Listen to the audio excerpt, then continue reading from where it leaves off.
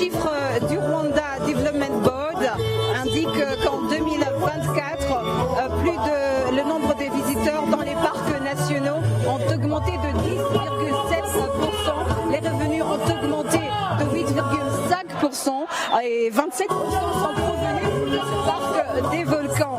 Pour la 20e fois, cette cérémonie de nomination a réuni divers invités, dont ceux qui nommeront tout à l'heure les bébés gorilles, mais aussi son Excellence, la Première Dame, Madame Jeannette Kagame, mais aussi le Premier ministre sera aussi ici et aussi réuni un grand nombre d'habitants de la province du Nord, comme vous pouvez l'entendre derrière nous, ceux de différentes régions du Rwanda, mais aussi de l'étranger, Gloria. Igikorwa ni kwita izina ku nshuro ya 20 haritwa izina abana 40 rero akaba ari igikorwa cyo ku nshuro ya 20 ariko kandi n'urugendo iyo myaka tuvuga 20 n'urugendo reka turi muri iyo myaka 20 uko igikorwa cyo kwita izina cyagiye kigenda 20 umuhango wo kwita izina abana b'ingagi ugiye kuba ni umuhango uhuriza hamwe abanyarwanda by'umwihariko abaturiye pariki y'ibirunga ndetse n'abanyamahanga ahanini hagamijwe kuzirikana urusobe rw'ingagi zo mu birunga zari zigezwe bubi na ba rushimusi. Ku nshuro ya mbere iki gikorwa cyatangijwe ku mugaragaro mu mwaka wa 2005 ubwo abana b'ingagi 23 bahabwaga amazina. Uwo munsi wabaye intangiriro yo guhamya bidasubirwaho uburyo buhoraho bwo kubungabunga urusobe rw'ibinyabuzima ndetse no kuzamura urwego rw'ubukerarugendo mu Rwanda.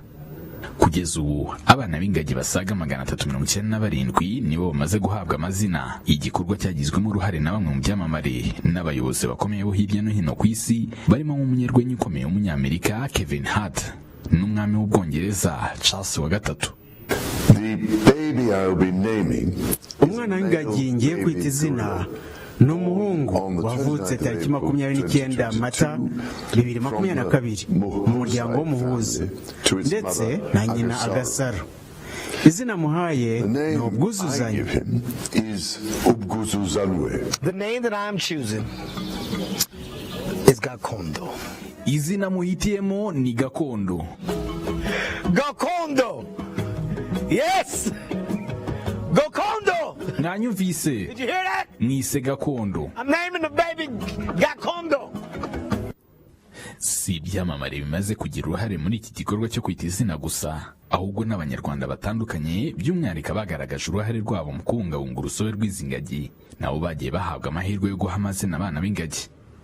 Binteye ishema nk'umukobwa w'umunyarwanda ukiri muto wahawe amahirwe yo kwita izina umwana w'ingagi wavutse. Nzakomeza gushishikariza bagenzi banjye gukunda no kubungabunga ibidukikije no guteza imbere ubukerarugendo. Mu bigaragarira amaso ni igikorwa kimaze kugira impinduka bitari gusa ku baturiye pariki y'ibirunga, ahubwo izi mpinduka zinagaragarira no mu musaruro uva mu bikorwa by'ubukerarugendo buhakorerwa. Urwego rw'igihugu rushinzwe iterambere RDB ruvuga ko mu myaka 20 hatangiye igikorwa cyo kwita izina abana b'ingagi hari impinduka nyinshi byagize mu kuzibungabunga no mu guhindura ubuzima bw'abaturiye pariki y'ibirunga zibarizwamo. Guverineri w'intara y'Amajyaruguru Mugabo wa Gahunde Maurice avuga ko ibi byatewe n'imyumvire y'abaturage yagiye ihinduka kandi nawo umusaruro ukomoka ku bukerarugendo bageraho. Ariko ikintu gikomeye cyabaye guhindura imyumvire, ariko noneho n'ubu bufatanye kubereka inyungu bakuramo. Hari aya mafaranga umuyobozi muri RDB amaze kuvuga agaruka mu baturage, revenue sharing, agakorera bya bikorwa remezo, bakabona amazi, bakabona abatishoboye bakubakirwa, bakabona amashuri y'abana babo. Ibi byatumye babona ko noneho parike ibafitiye akamaro directement. Usibye n'ibyo ariko parike ikabaha n'akazi. Kuva mu mwaka 2005 mu bice bituriye pariki y'ibirunga hamaze gutangizwa imishinga 659 ifite agaciro kasaga miliyari 5 z'amafaranga y'u Rwanda. Muri iyo mishinga yose yakozwe irenga 50% yatewe inkunga mu rwego rw'ubuhinzi. Mu nshuro 19 zishize hatangijwe gahunda yo kwita izina habarurwa nibura imishinga 1,108 y'abaturage yagiye iterwa inkunga biturutse mu gusaranganya amafaranga ava mu bukerarugendo. Iyi mishinga tagamije amafaranga y'u Rwanda irimo iyo kubaka ibigo nderabuzima, amashuri, ibigo by'ubucuruzi, gukwirakwiza amazi meza n'ibindi.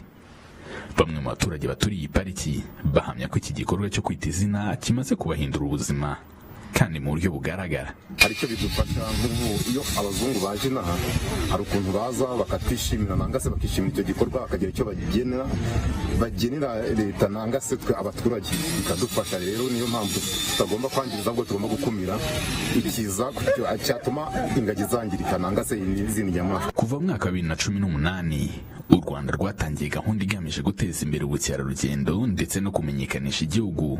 Visit Rwanda ni gahunda imaze kuba inkingi ikomeye kuko yagize uruhare rwo kuzamura urwego, nk'aho mu mwaka wa 2024 ubukerarugendo bwinjirije igihugu hasaga miliyoni 647 z'amadolari y'Amerika avuye kuri miliyoni 620 mu mwaka wa 2023. Raporo y'urwego rw'igihugu rw'iterambere RDB igaragaza ko 27% byayinjijwe yaturutse mu bukerarugendo bushingiye ku ngagi, aho bwinjije hasaga miliyoni 200 z'amadolari y'Amerika. Uko izi ngagi zitabwaho umunsi ku wundi biri mu by'ingenzi bikurura ba mukerarugendo basuriye pariki. Imibare igaragaza ko pariki zo mu Rwanda mu mwaka wa 2024 umubare w'abazisura wazamutse 10.7%, ndetse n'amafaranga yinjizwa nazo azamuka 8.5%. Ibishimangira imbaraga leta y'u Rwanda yashyize mu kubungabunga urusobe rw'ibinyabuzima bibarizwa muri pariki zo hirya no hino mu gihugu. Adams Kwizera, Televiziyo Rwanda. N'urugendo rw'imyaka igera kuri 20 kuva mwaka w'ibihumbi 2005 abaturiye parike bumva neza agaciro kayo kuko abo mu mirenge 12 iyikikije bungukiye mu mishinga itandukanye. Nko mu myaka 20 ishize 10% by'amafaranga ava mu bukerarugendo ashyirwa mu bikorwa by'iterambere muri aka karere, birimo ashorwa mu bikorwa bijyanye n'ubuhinzi, ubworozi, uburezi, ubuzima n'ibindi. Yes, and now since its inception in 2005, communities living around the Volcanoes National Park across all 12 surrounding areas have directly benefited from development projects, including advanced agricultural programs. Now, over the past 20 years, 10% of all tourism revenues have been reinvested into the community development, like we are going to continue to hear and see all around Musanze. Now, these funds support agriculture, livestock farming, education, healthcare, and other vital sectors, ensuring that tourism also drives socio-economic growth for all local populations around. Alors, depuis 2005, les habitants du parc ont pu clairement comprendre la valeur de ce parc, car ces habitants des 12 secteurs environnants ont bénéficié de divers projets, notamment d'agriculture de pointe, d'autant plus qu'au cours des 20 dernières années, 10% des revenus du tourisme ont été investis dans des projets de développement dans cette région, notamment dans l'agriculture et l'élevage, l'éducation, la santé, etc. Une manière aussi efficace de constater que le tourisme contribue efficacement au développement de la population. À toi, Gloria. Tukivuga ku kamaro ko kubungabunga ibidukikije cyane cyane ku baturage mu duce duturiye parike y'igihugu y'Ibirunga, ari naho rero ingagi ziba hamaze gukorwa imishinga isaga 600. Iyi rero ikaba ifite agaciro ka miliyari zirenga 5. Iyi kandi ikaba yarazanye impinduka mu buzima bw'abaturage. Reka tubibaze Kwizera Adams.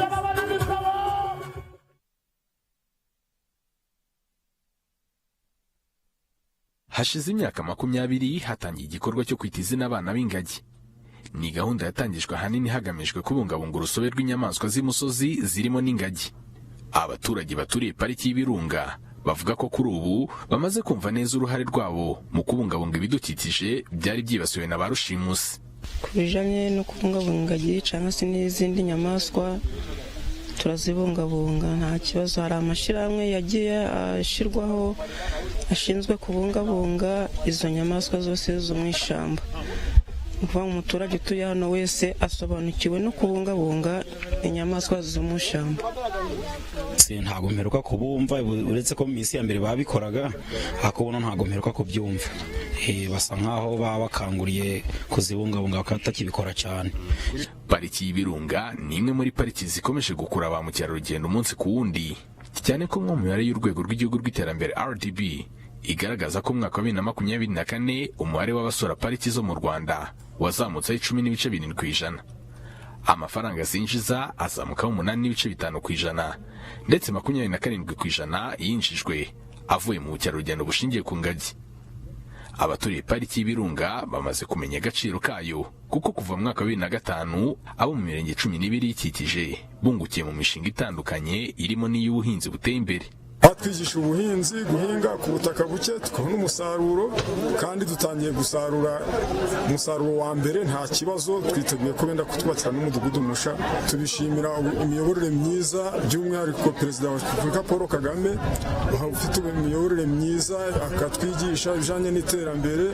Umuyobozi w'urwego rw'iterambere RDB Jangi Africa avuga ko mu myaka 20 ishize uru rwego rwafashije abaturage baturiye pariki kumva neza uruhare rwabo muri gahunda zo kuyibungabunga, ndetse binashimangirwa na gahunda z'iterambere rifite aho rihuriye n'amafaranga yinjizwa na pariki azwi nka revenue sharing. The big message that is being passed today is the link between tourism, conservation and what is happening here today.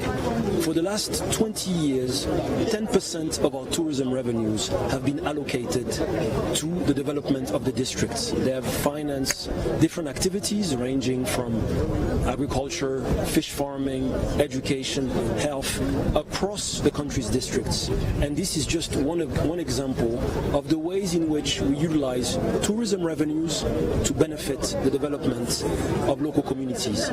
Urwego rw'ubukerarugendo mu mwaka wa 2024 rwinjije igihugu asaga miliyoni 647 z'amadolari y'Amerika, ndetse ngo intego ikaba ari ukugera kuri miliyari z'amadolari y'Amerika. Ni mu gihe hasigaye iminsi 3 kugira ngo umuhango wo kwita izina abana b'ingagi 40 ugere. Ni umuhango kandi biteganyijwe kuzahuriza hamwe abasaga 10,000 harimo n'abaturage baturiye pariki y'Ibirunga. Adams Kwizera, mu Kinigi, mu karere ka Musanze.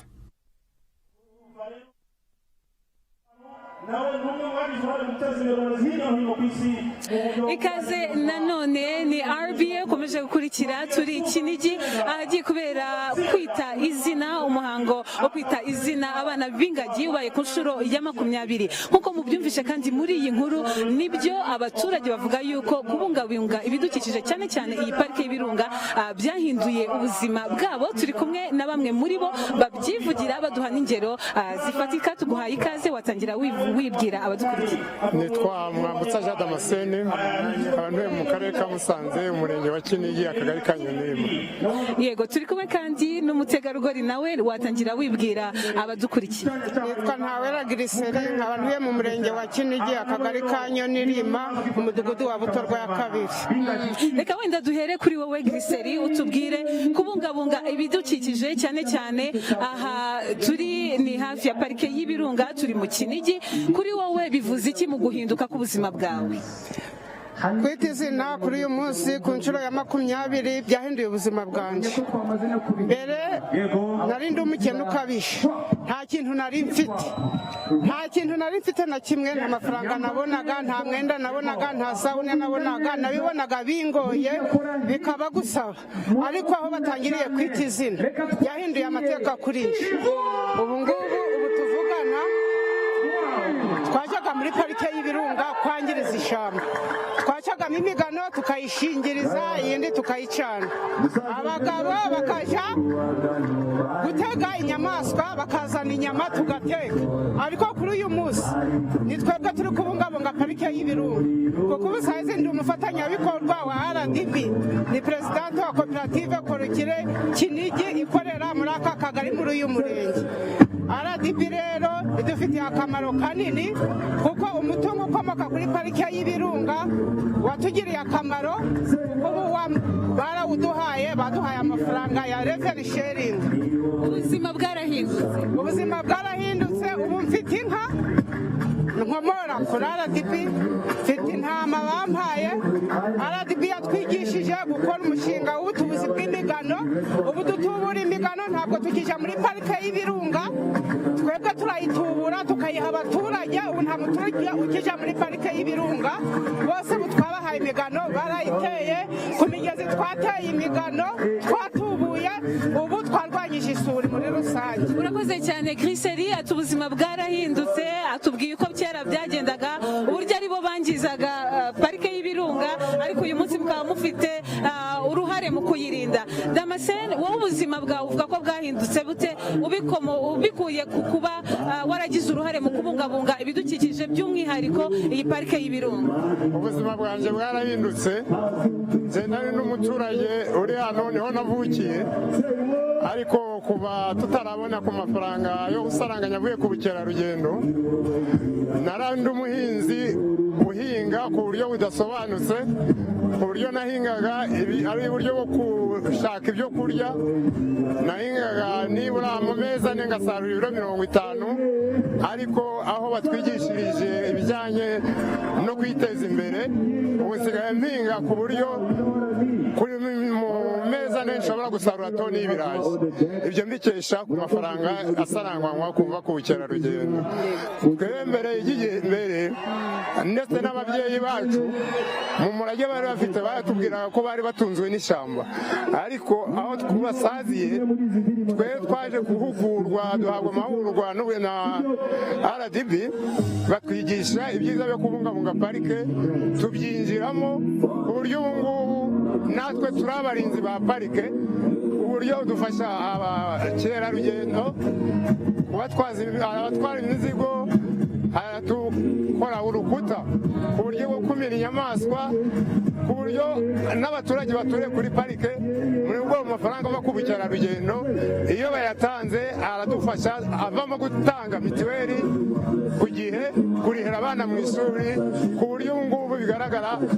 Mbere sinabaga nagera nka hano ariko batangiye kwita izina ingagi, ubu abaturage baratinyutse, urabona ko twambaye neza, ubundi twatinyaga kuja aho bari kubera ubukene.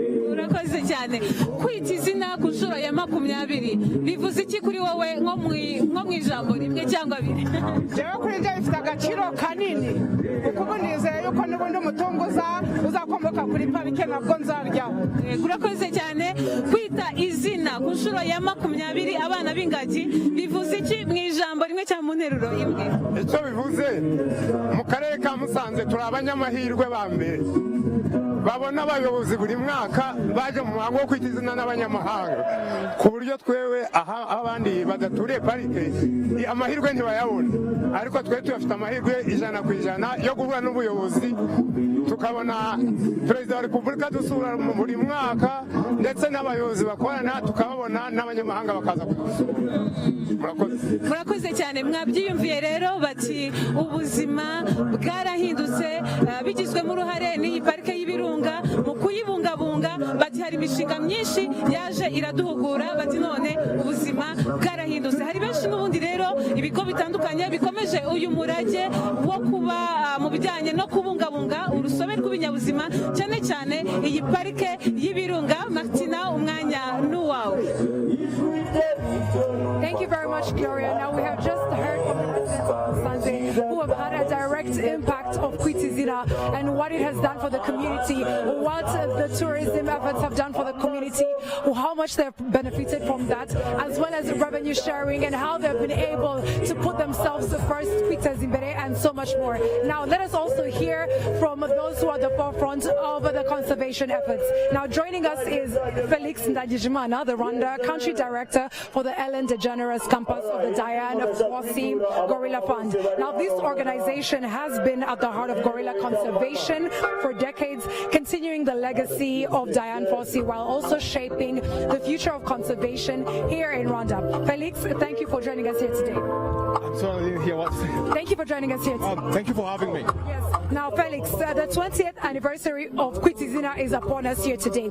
From your perspective, what does this milestone represent for the Ellen DeGeneres campus and Rwanda's conservation journey thus far? I think we are very proud proud that the Danfosi Gorilla Fund for being part of this journey and being part of this success.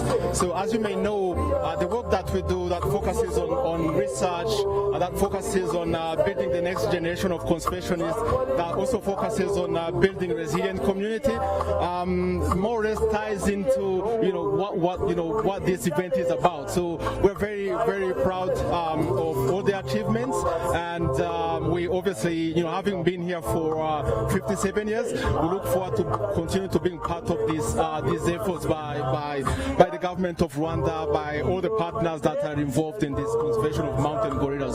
Yes, 100%. Now, the Diane Fossey Gorilla Fund has been protecting gorillas for many years, like you said, over 57 years. Now, what would you say have been your biggest contributions here in Rwanda as an organization? So 57 years is a very long time. So our contribution over this period of time has been more or less understanding the gorillas' ecology, and making sure that the rest of the world understand what these animals need to be able to survive. As you know, when Dan Fossey came here, there were only 250 roughly that were left. But so at that time, there was a lot of effort to make sure that people understand that they might go extinct if nothing was done. So we've done that. We've done a lot of awareness. We've raised a lot of awareness. We have created conservationists here in Rwanda through our training and capacity building programs. We have worked with communities that live close to the national parks to make sure that their livelihoods are improved, so that they don't depend on park resources. And we've done a lot of work really to support the efforts of the government, really towards making sure that people have a decent livelihood, they have economic opportunities, and that obviously tying into our larger mission, which is protecting and saving the gorillas and their habitats. Yes, no doubt that the Diane Fossey Gorilla Fund has contributed so much to the conservation efforts, but also the community. Now, we know that conservation also means working closely with communities, like we just mentioned, especially here in Musanze. How has your campus supported the people living around the Volcanoes National Park? If you could give us some examples.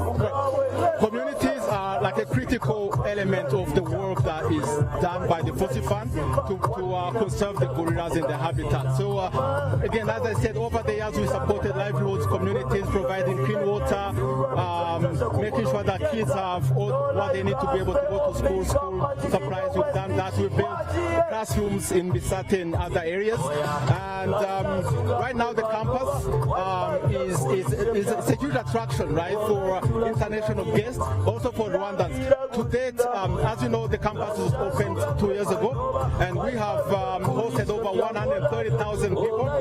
Half of those are international guests, but half of those are Rwandans. So this is a great tool really to raise awareness. We also have training facilities where we welcome over 400 students, Rwandan students from universities to receive their scientific training, allowing them to really gain these important skills that help in the conservation of gorillas, but also in the protection of biodiversity in general. So we've done a lot of work here. In terms of impact, it's huge, and again, proud really to be associated with all this success. Yes, and now finally, looking to the future, what is next for the Ellen DeGeneres campus in terms of conservation, and how do you see Izina inspiring the next generation as we move forward, as we're looking forward to more 20 years, 50, and so on and so forth?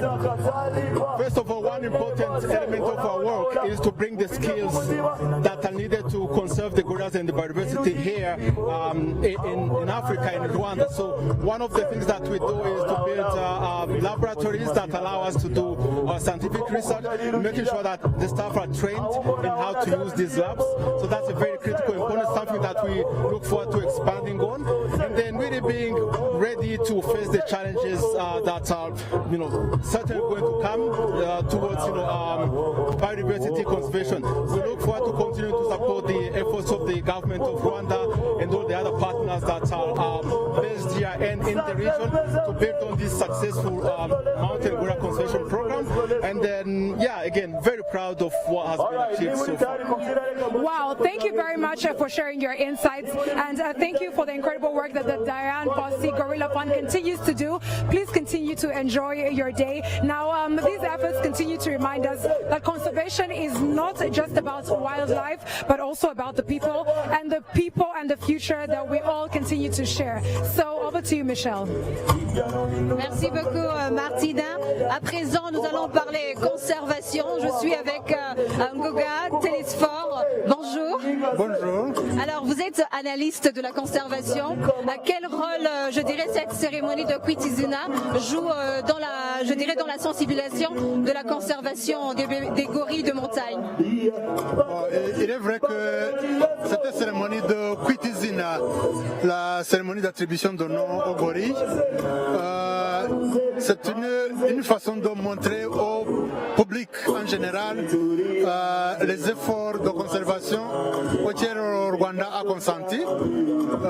C'est une cérémonie que nous avons commencée il y a 20 ans, c'était en 2005. Avant cela, l'attribution de nom était faite par les agents du parc, parce que je dois aussi signaler que donner un nom au gorille, c'est pour des fins de suivi. Quand les agents de suivi vont au parc, ils peuvent identifier tel ou tel individu, son état de santé, s'il a mis au monde, s'il est malade, s'il a disparu. Et donc c'était fait au niveau du parc par les agents du parc. Mais depuis 2005, nous avons voulu porter ça au public parce qu'il tient aussi ses racines dans la tradition rwandaise.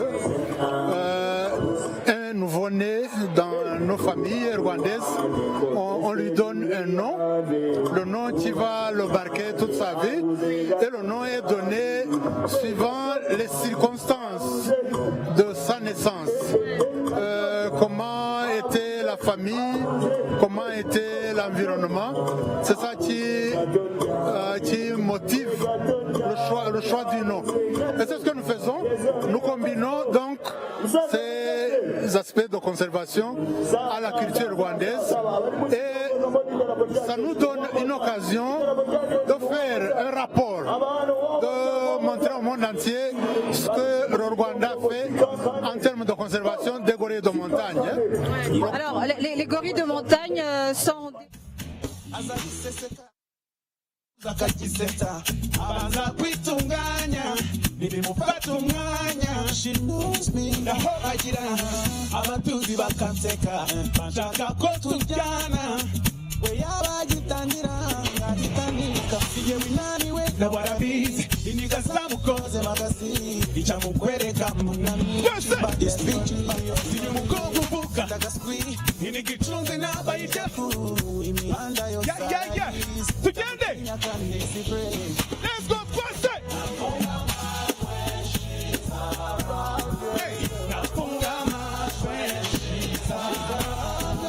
She blow my mind when she's around. When she's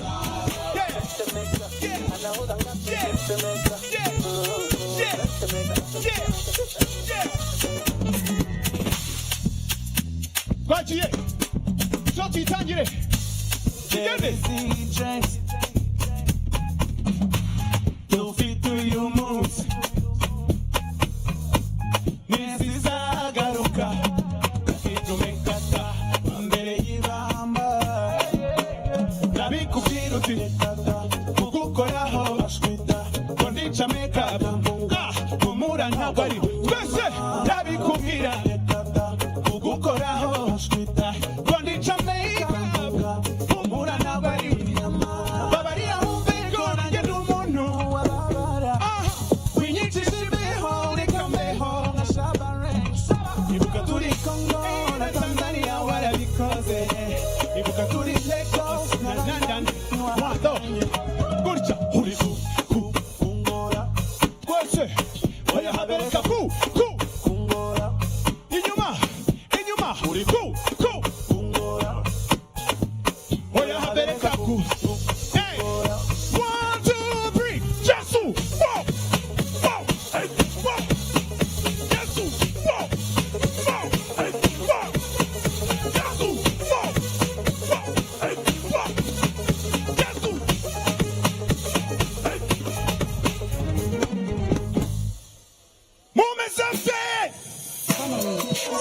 Somebody say Peace kubafana homuri Nagasani yeza bamenyere Peace kubafana homuri Ndetse n'ingagari zandeme Mubimbase Uyu muziki yarambabaje imani imbase Turirimbe Dore nabaye 1, 2, 3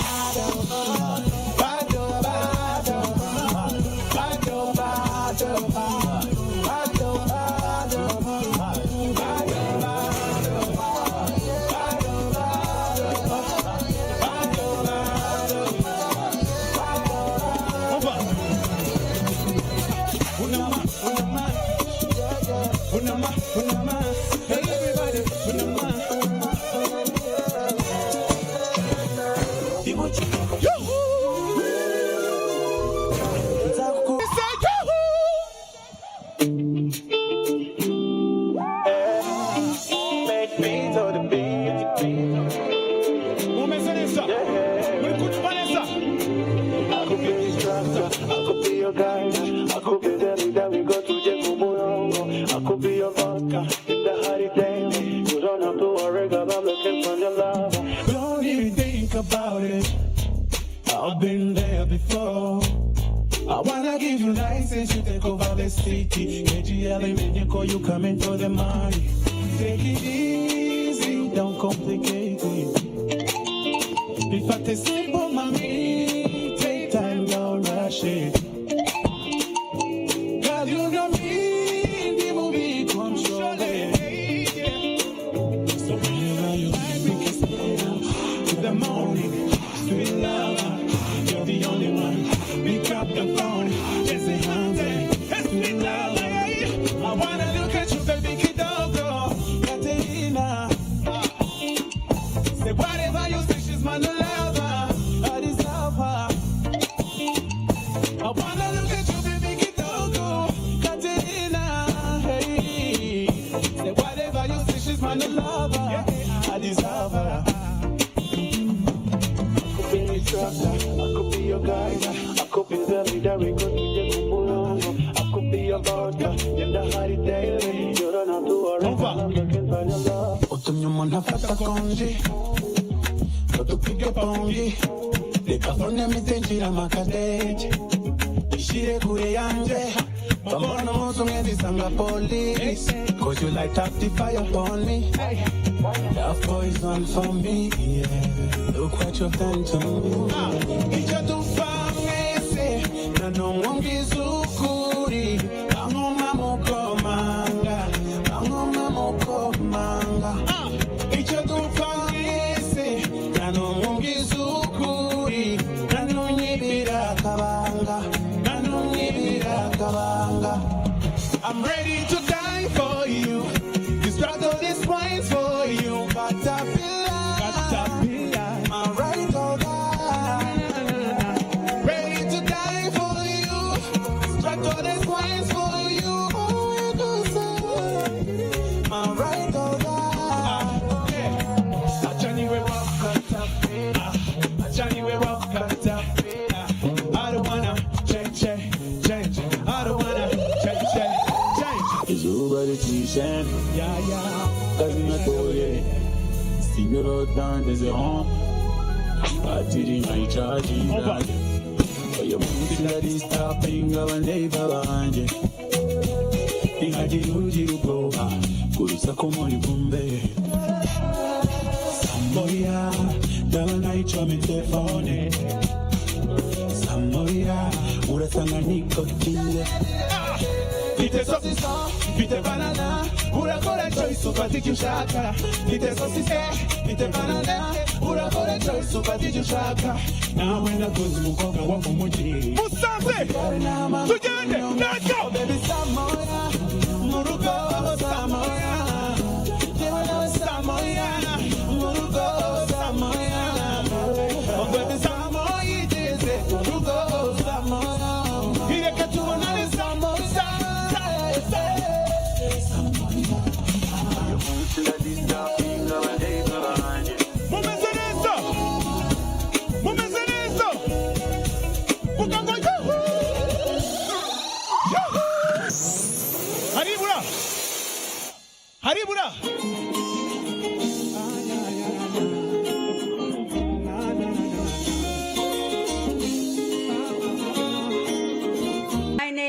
Makeda Mahario, and I will be co-guiding you through today's special program alongside my partner here, who will be taking the English, and I will be taking Kinyarwanda from here on out. All right, so I believe it's the other way around, but thank you for your humor. Makeda mwamumpere amashimeshi cyane.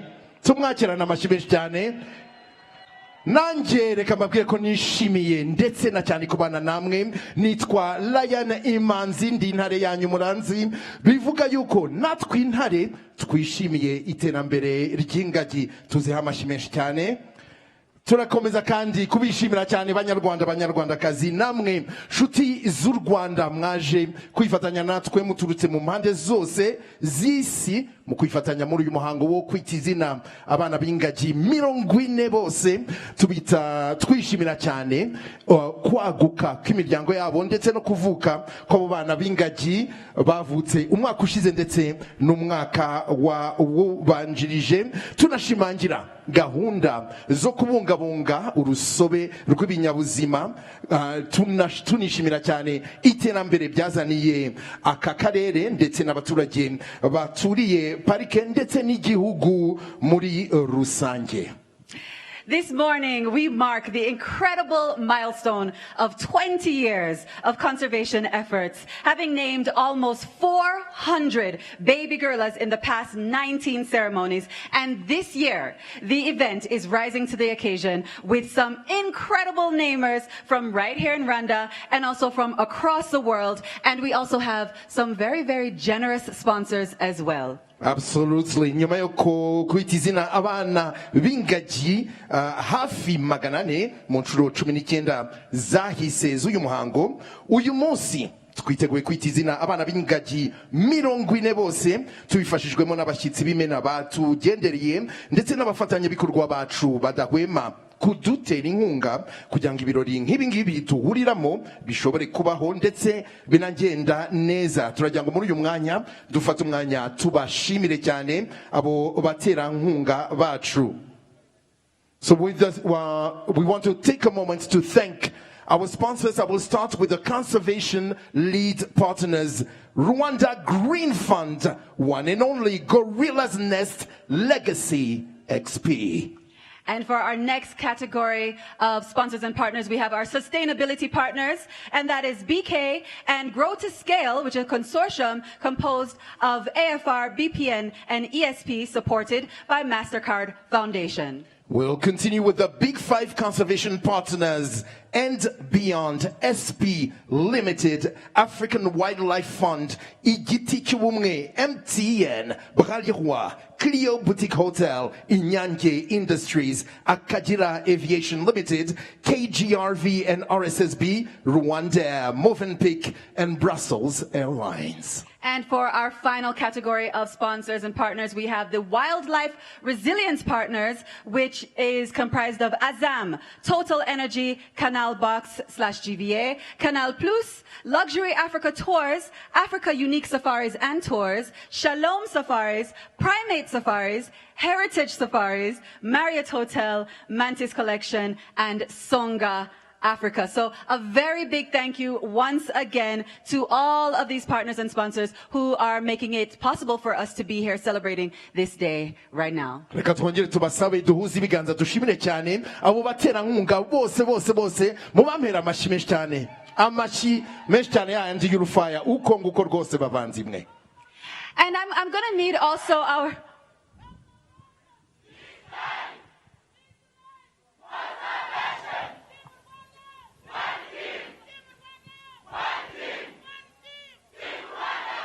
agaka ku Rwanda babahaye nanjye bakampeho mufite morale kabisa, mwihamashi.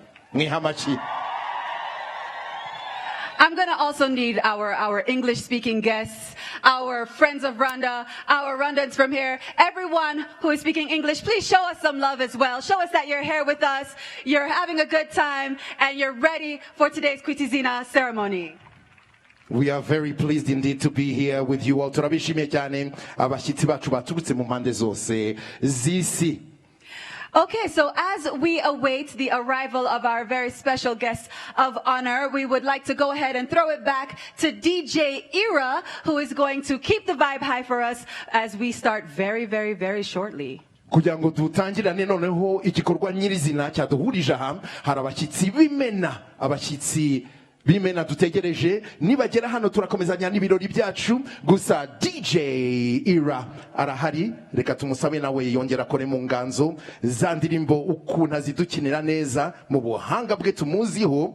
Reka dufashe tukomeze dususuruke, ariko mumpereye amashyi DJ Ira, mwaba mugize neza cyane. DJ amaboko hejuru, Top Gangs, J Party hejuru, amaboko hejuru, yeah, hands in the air, yeah, na 12, imyaka ibaye myinshi irashize n'indi iratashye, aho uri hose gusa unyumva neza, uracyatera kuka, hari abari mu bitaro. Ni RBA ukomeje gukurikira, aha ni mu Kinigi aho ibirori byo kwita izina abana b'ingagi 40 bikomeje. Mwagiye mubibona, hari abahanzi batandukanye bakomeje gususurutsa abitabiriye kwita izina. Mu bamaze kuririmba rero harimo abahanzi b'abanyarwanda barimo ba Kivumbi, Ariel Ways, harimo ba Eric Senderi, harimo ba Chris Easy, ndetse mu kanya gato yagashize ababikurikiye mwabonye ko Bruce Melody yararimo ataramira abitabiriye iki gikorwa. Ndetse muri aka kanya benshi mu bari bwite izina abana b'ingagi bamaze kuhagera bambaye neza mu mikenyero, aho biteguye rero kwita abana b'ingagi bagera kuri 40, harimo 18 bavutse mu mwaka wa 2024. Nk'uko mubabona rero ku mashusho barimo baritegura rwose kuza kwita izina aba bana b'ingagi. Kwita izina birenze umuhango cyangwa igikorwa, ahubwo byabaye ibirori ku batuye muri aka gace ka Musanze, cyane cyane yuko bo baravuga ngo tubyumva cyane kuko byahinduye ubuzima bwacu bwa buri munsi. Bati gahunda zose za leta uyu munsi turazitabira. Martina. The atmosphere is very electric, very vibrant, very lively, and so many artists were able to grace the stage as they entertained the revelers who are here to witness the baby naming gorilla ceremony, where 40 baby gorillas are going to be named. So many artists graced the stage, like my counterpart said. Kivumbi was on stage, Ariel Ways, Chris Easy, Eric Senderi, as well as Bruce Melody, who gave such an electric performance as he joined the people all around, as he entertained as well as got them excited for what is about to happen. Now, as you can see all around, people are very excited. Even the trees are waving around. The baby gorillas are going to be named for the 20th time. This is the 20th anniversary, and as we celebrate 20 years of Izina, today's ceremony is more than just about giving names to baby gorillas. It is a powerful reminder of Rwanda's leadership in conservation and shared responsibility we all have in protecting our planet. From the growth of tourism to the empowerment of local communities, Izina has shown how conservation and development can go hand in hand. Michel. Merci Martina. Alors nous sommes en ce moment même en direct depuis Kinigi, au pied du majestueux parc national des volcans, où se déroule aujourd'hui la cérémonie de Kwita Izina, une cérémonie de nomination des bébés gorilles. C'est un événement hautement symbolique qui met en valeur la richesse naturelle du Rwanda et l'engagement du pays dans la conservation de la biodiversité. En ce moment même où on vous parle, il y a plusieurs hautes personnalités qui vont nommer 40 bébés gorilles, dont 18 qui sont nés en 2024. Parmi ces personnalités, nous allons voir certaines comme la chanteuse Kajanine ou encore Yemi Alade, ou encore certaines légendes du football comme Mathieu et d'autres encore comme Bakary Sagna et plus encore. Restez avec nous, restez en direct en suivant toutes les plateformes de RBA.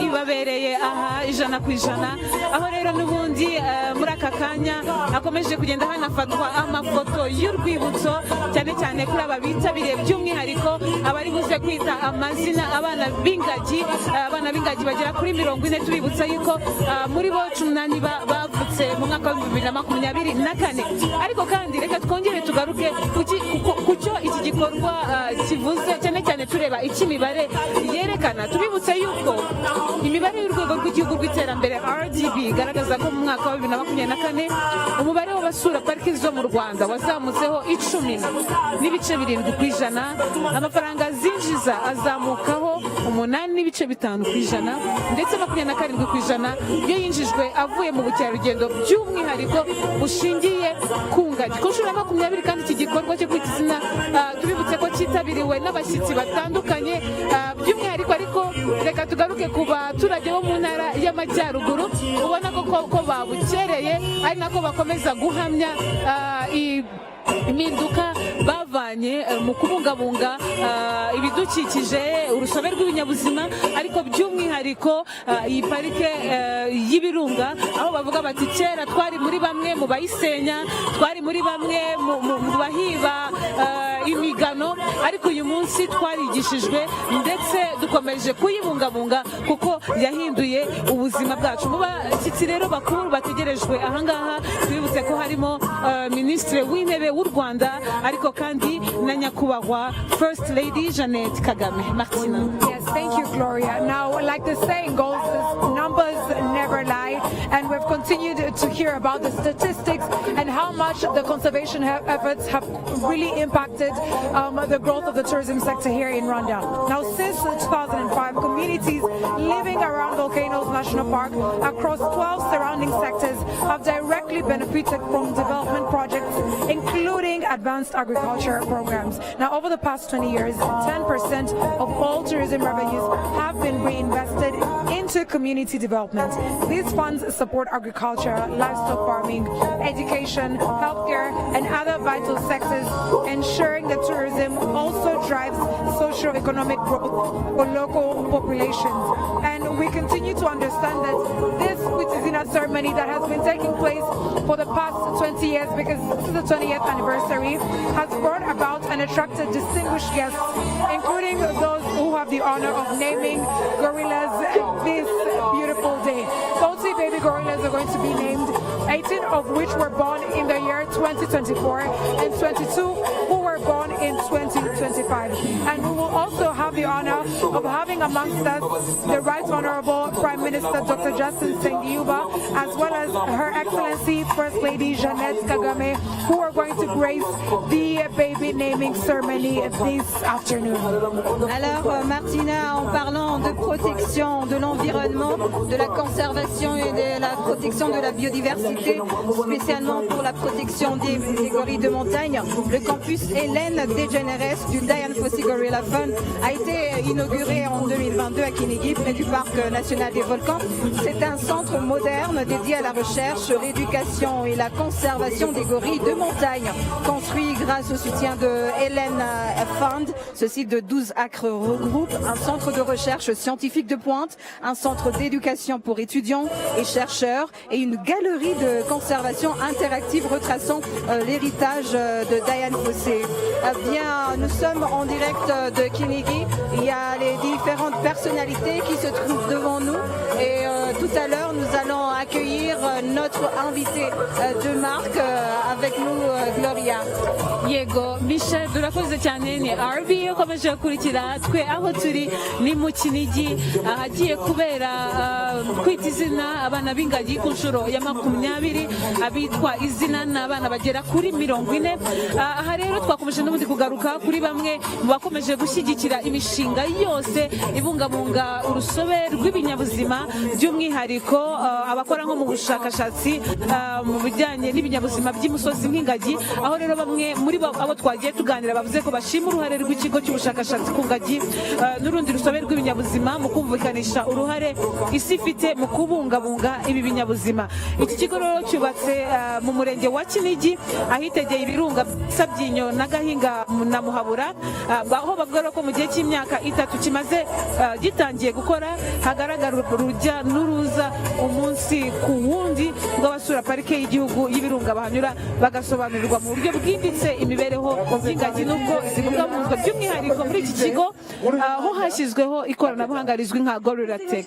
Muri aka kanya nyakubahwa First Lady akaba ageze aha hagiye kwitirwa izina abana b'ingagi. Nyakubahwa First Lady akaba amaze kuhagera. Yes, thank you very much, Gloria. We are now welcoming Her Excellency First Lady of the Republic of Rwanda, Jeannette Kagame, as she graces the 20th ceremony of the baby naming of gorillas this year. Alors en ce moment même, la première dame, Madame Jeannette Kagame, vient d'arriver sur les lieux où l'ouverture de la cérémonie va commencer juste maintenant. Vous suivez RBA sur toutes les plateformes. Yes, big welcome to our First Lady, Her Excellency Jeannette Kagame. A big welcome to her. Musanze tukomereza aho ngaho tukomeza kugaragariza First Lady w'u Rwanda ko tumwishimiye cyane, twishimiye ko yaje kwifatanya natwe. Can we continue with a big round of applause? Dukomeze tumuha amashyi tumwakira muri ibirori byo kwita izina abana b'ingagi kuri inshuro ya 20. Tukomeza kwishimira iterambere byazanye mu karere kacu ndetse no mu gihugu cyacu.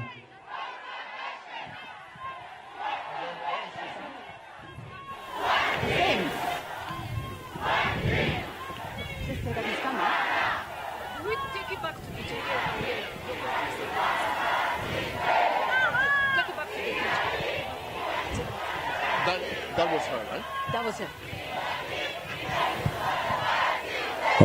Murakoze cyane baturage ba Musanze. DJ Ira aracyahari. DJ nagaruke tukomezanye na morale.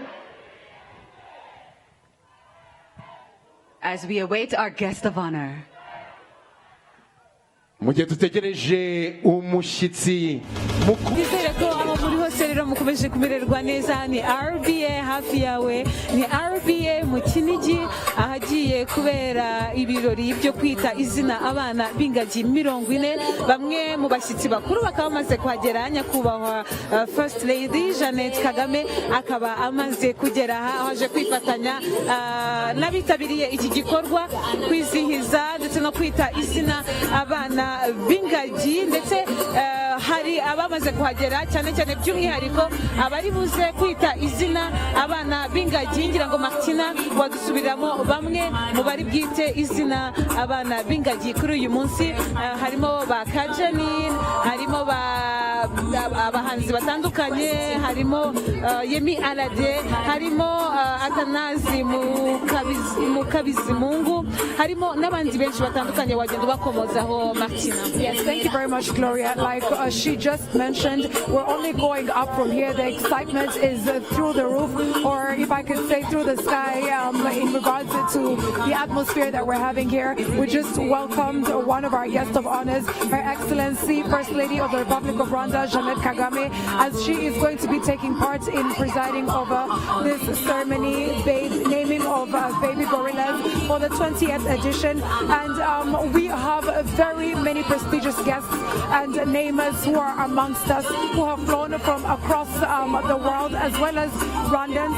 And my counterpart Gloria just mentioned but a few, but we also have Mr. David S. Marriott, who is going to be naming a baby gorilla. We have Michael Bain, we have Michelle Yeoh, we have Mr. Jean Dot, we have Matthew Harris, we have Matthew Flamini, we also have Bakari Sagna, amongst others. comme tu viens de le citer, Martina, pour la 20e fois, cette cérémonie de nomination a réuni divers invités, dont ceux qui vont nommer tout à l'heure les bébés gorilles, mais aussi son Excellence la Première Dame, Madame Jeannette Kagame. Et en ce moment même, ici à Kinigi, il y a un grand nombre d'habitants de la province du Nord, ceux de différentes régions du pays, ainsi que ceux de l'étranger.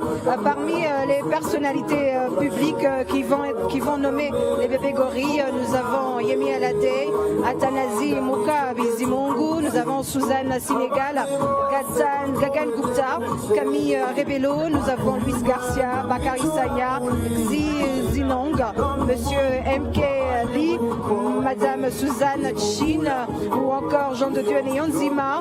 Nous aurons parmi les personnalités qui vont nommer, il y aura aussi l'actrice Michelle Yeo, la chanteuse Yemi Alade ou encore Janine Rema alias Kajanine que vous connaissez très bien. Il y aura les anciennes légendes du football comme Mathieu et encore il y aura d'autres comme la princesse Ingeborg Zuzelwig-Holstein et d'autres personnalités. Dr. Justin Sengyumva. Reka tubasabe tujye juru mudufashe kwakira umushitsi mukuru w'ibi birori byacu, Right Honorable cyangwa se nyakubahwa Premier Ministre, nyakubahwa Ministre w'intebe w'u Rwanda Dr. Justin Nsengiyumva. Amashyi menshi cyane tumwakirana ubwuzu cyane mu birori biduhurije aha byo kwita izina abana b'ingagi 40 bose. Turamwishimiye cyane, turamushimira ko yigomwe indi mirimo yari mukeneye kugira ngo aze kwifatanya natwe. Tumwongera amashyi menshi cyane. Yes, let's give him a big round of applause as he enters our guest of honor, the Prime Minister, Right Honorable Dr. Justin Sengyumva of this Hair Republic of Rwanda. Big round of applause for him. Ni by'agaciro gakomeye koko kuba ku munsi nk'uyu nguyu dushobora kwifatanya n'abayobozi b'igihugu cyacu, abayobozi bakuru kugira ngo dukomezanye n'uyu muco mwiza twakuye ku muco nyarwanda twifashisha mu kwita izina abana b'ingagi. Mu gihe barimo gufata ifoto y'urwibutso, turakomeza rwose tumugaragariza ko tumwishimiye cyane. Musanze ndabizeye mukomeza aho ngaho.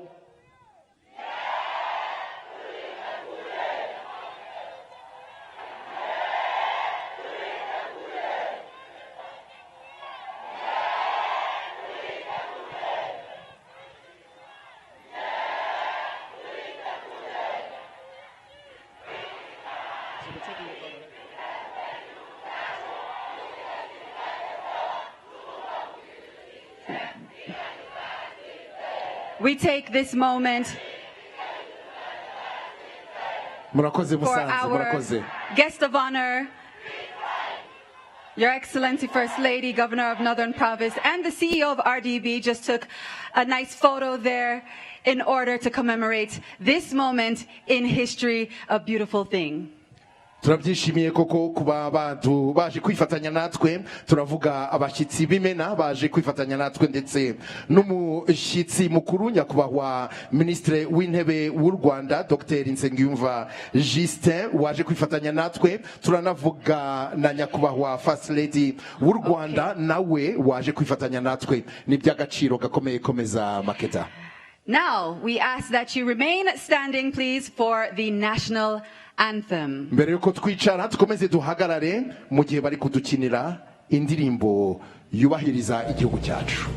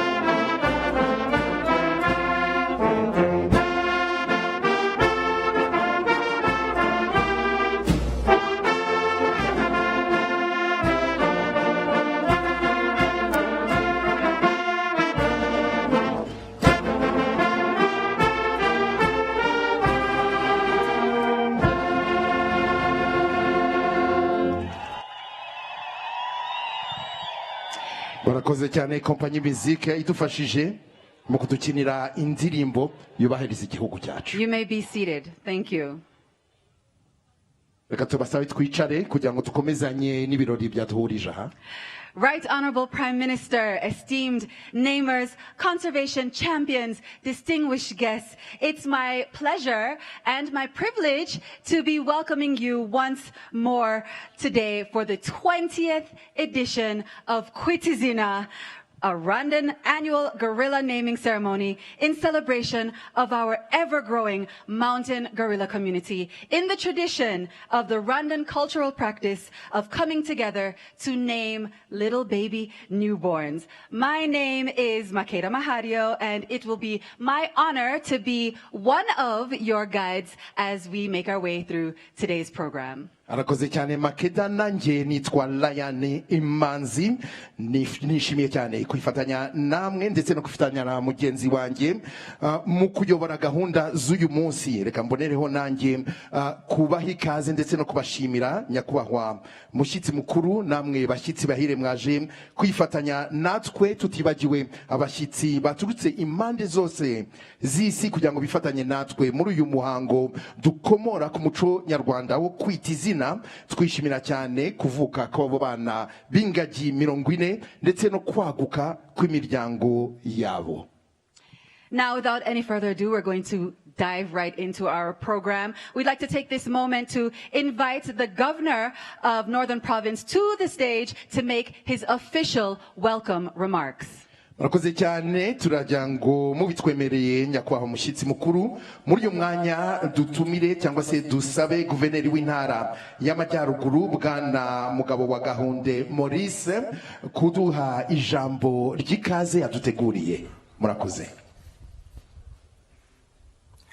Nyakubahwa Minisitiri w'Intebe, mukaba n'umushyitsi mukuru muri uyu muhango, nyakubahwa First Lady, ba nyakubahwa Minisitiri turi kumwe, nyakubahwa Guverineri w'Intara y'Uburengerazuba, ba nyakubahwa abayobozi mu nzego nkuru z'igihugu cyacu, ba nyakubahwa muhagarariye ibihugu byanyu n'imiryango mpuzamahanga mu Rwanda, ba nyacyubahiro mwese mwitabiriye umuhango, bashyitsi bahire, baturage b'Intara y'Amajyaruguru n'iy'Uburengerazuba muteraniye hano, reka ntangire mbasuhuza. Nimugire amahoro.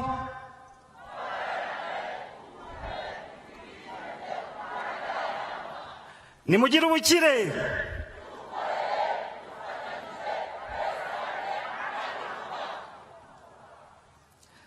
Banyacyubahiro mwese muteraniye hano, baturage b'Intara y'Amajyaruguru n'ab'Intara y'Uburengerazuba, mumfashe twakire nyakubahwa Minisitiri w'Intebe ndetse na nyakubahwa First Lady n'ibyishimo byinshi dutewe no kuba baje kwifatanya natwe muri uyu muhango wo kwita izina abana b'ingagi ku nshuro ya 20.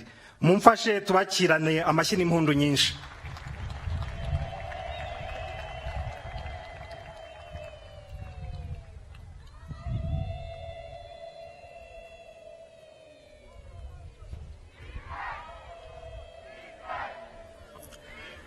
Nyakubahwa Minisitiri w'Intebe, nyakubahwa First Lady, ba nyakubahwa mwese, tubaha ikaze mu Ntara y'Amajyaruguru.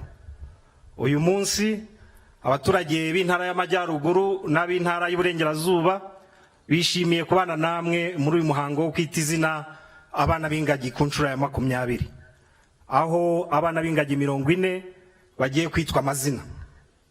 Abaturage b'Intara y'Amajyaruguru n'ab'Intara y'Uburengerazuba turashimira cyane leta y'u Rwanda iyobowe na nyakubahwa Perezida wa Repubulika Paul Kagame uruhare yagize mu guteza imbere ubukerarugendo mu gihugu cyacu, by'umwihariko kubungabunga iyi parike y'ibirunga icumbikiye ingagi ziboneka gusa muri aka gace u Rwanda ruherereyemo. Umutekano w'izi ngagi urabungabunzwe ku buryo buhagije, kandi burya iyo zifite amahoro ziribaruka kandi zigakamwa amadovize. Baturage b'Intara y'Amajyaruguru ndetse n'Uburengerazuba, mumfashe muntiza amashyi dushimire nyakubahwa Perezida wa Repubulika Paul Kagame udahwema gushaka icyateza abanyarwanda bose imbere.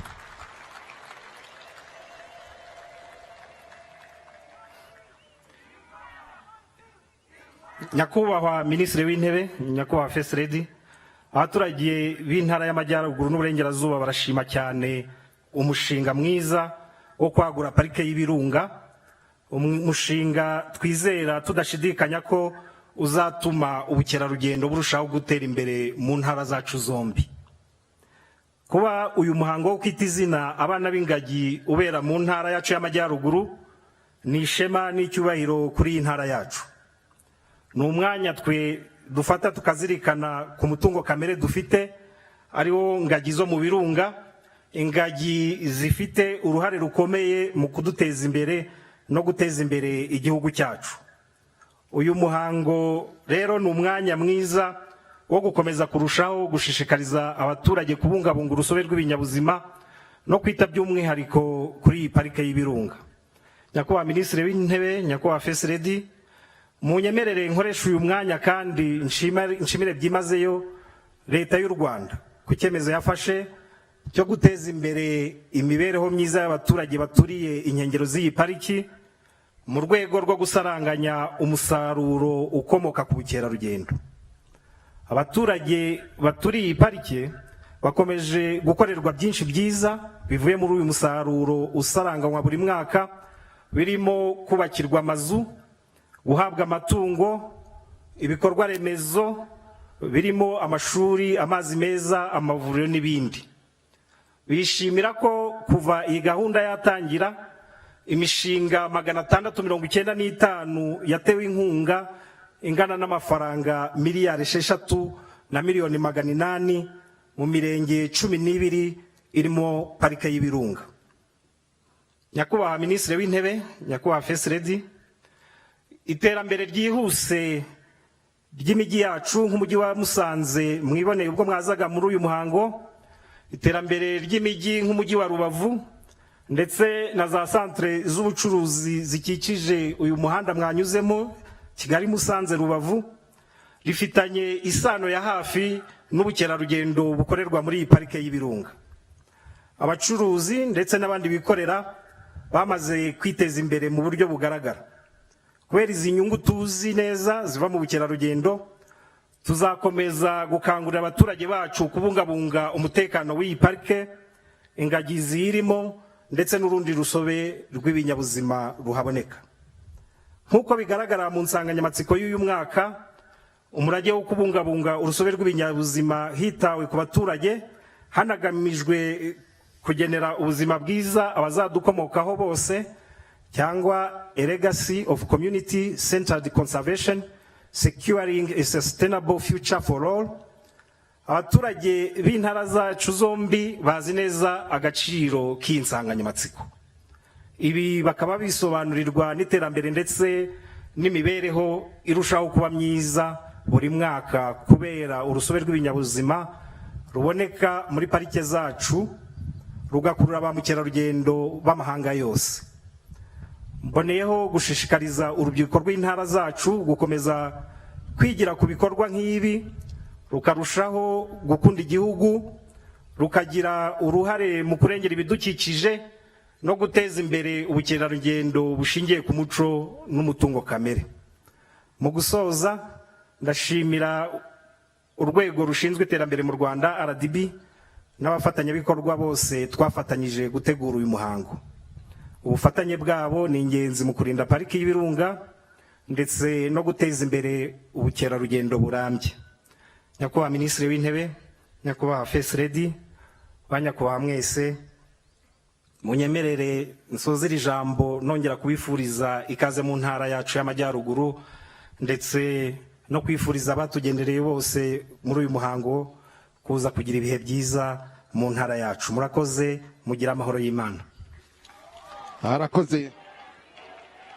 Arakoze cyane guverineri w'intara y'amajyaruguru, tumwongera amashyi menshi cyane.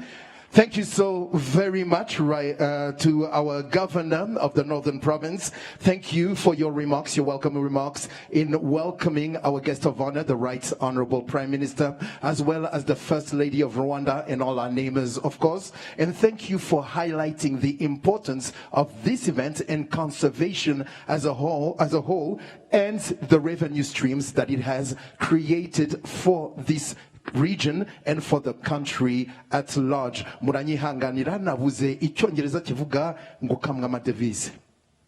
Yes, and as the governor mentioned, this year's theme is a legacy of community-centered conservation. And this is a message that underscores the pivotal role of community involvement in conservation efforts and highlighting the synergies of conservation, of development, and economic transformation. It's all a delicate balance. We ask that you keep this theme in mind as we set the stage for a very powerful performance to come right now by Masharika. So let's have a big round of applause for Masharika. Absolutely. Yarakoze cyane mugenzi wanjye Makeda nkuko abishimangiye insanganyamatsiko y'uyu mwaka iragira iti umurage wo kubungabunga urusobe rw'ibinyabuzima ushingiye cyangwa se kubungabunga gushingiye ku baturage baturiye parke n'abaturage muri rusange. Iyi nsanganyamatsiko tuyizirikane tukurikira uyu mukino mwiza cyane twateguriwe n'itorero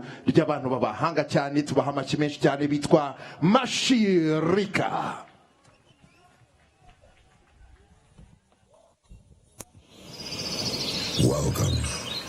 Welcome to my kingdom.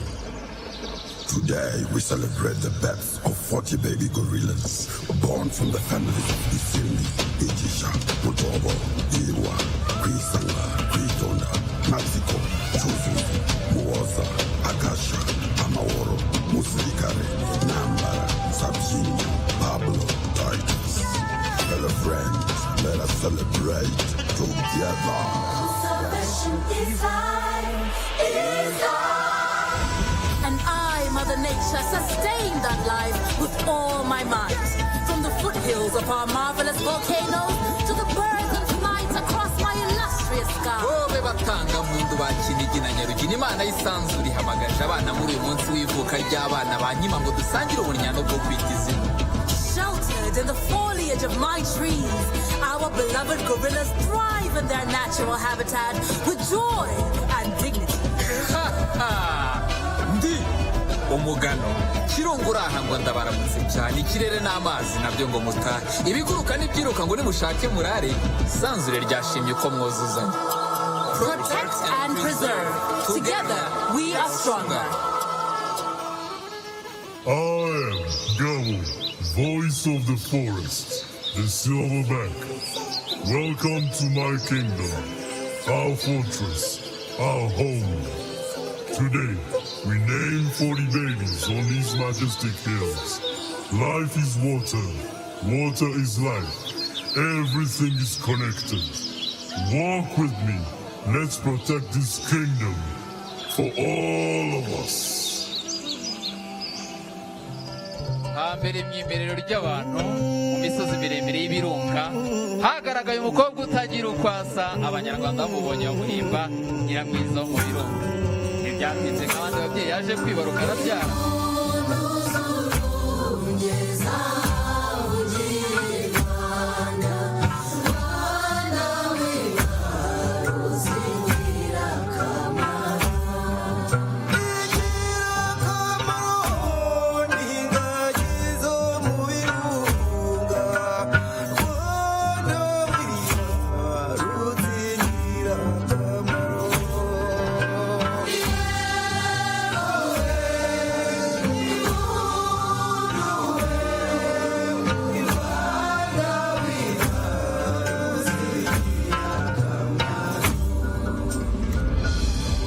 Nyiramwiza wo mu birunga yari umukobwa ukunda kuririmba.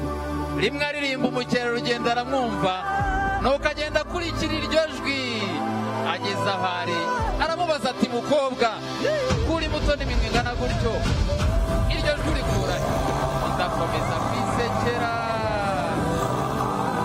Igihe cyaje kugera rero umuntu muramuzi nawe ugateye atangira kumusagarira no kumuhiga ndavuga barushimusi ariko u Rwanda rurahagoboka ruti mwoye musigeho bakabaye abavandimwe bacu ariko igice kimwe n'umuntu ikindi kikaba umutware w'ishyamba. There is this harmony in nature. The imbalance is easy to see.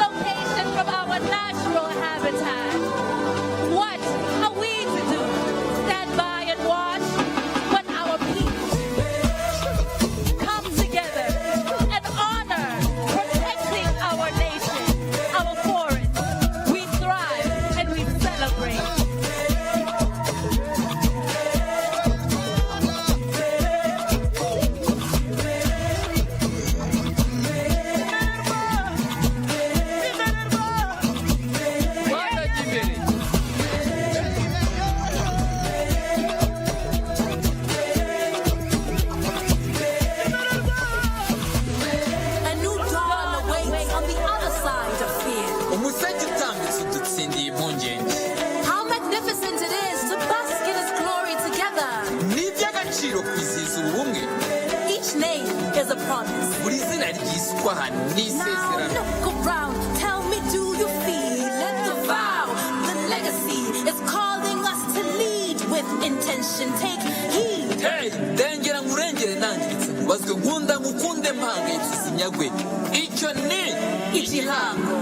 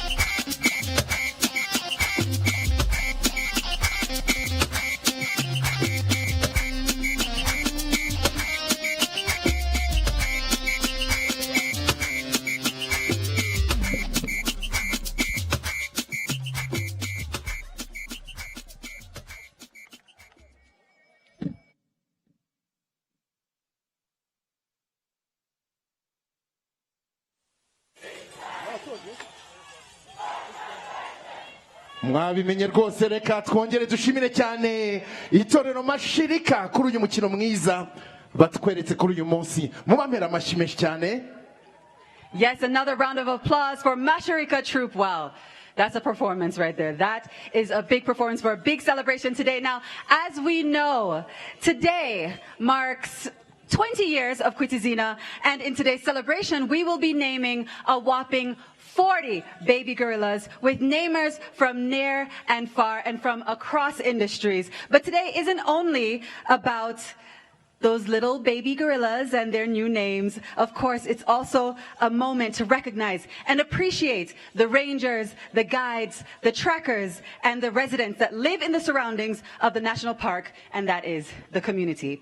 The backbone of the conservation efforts that make it possible for us to be here today. So with that in mind, I think now is a good time for us to get right into the program. Do you think so, Lion? Absolutely. It's the perfect time.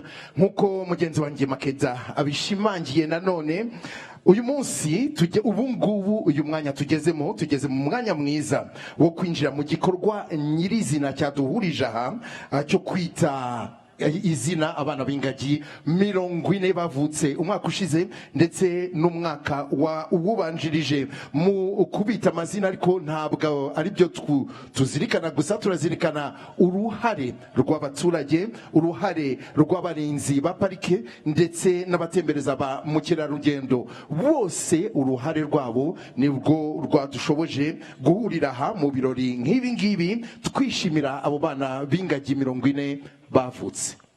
Now, as we stand here a whole 20 years in, it's important to take a look back at where it all began. Our first group of namers takes us back to the origins when rangers and trackers named baby gorillas as a part of monitoring efforts.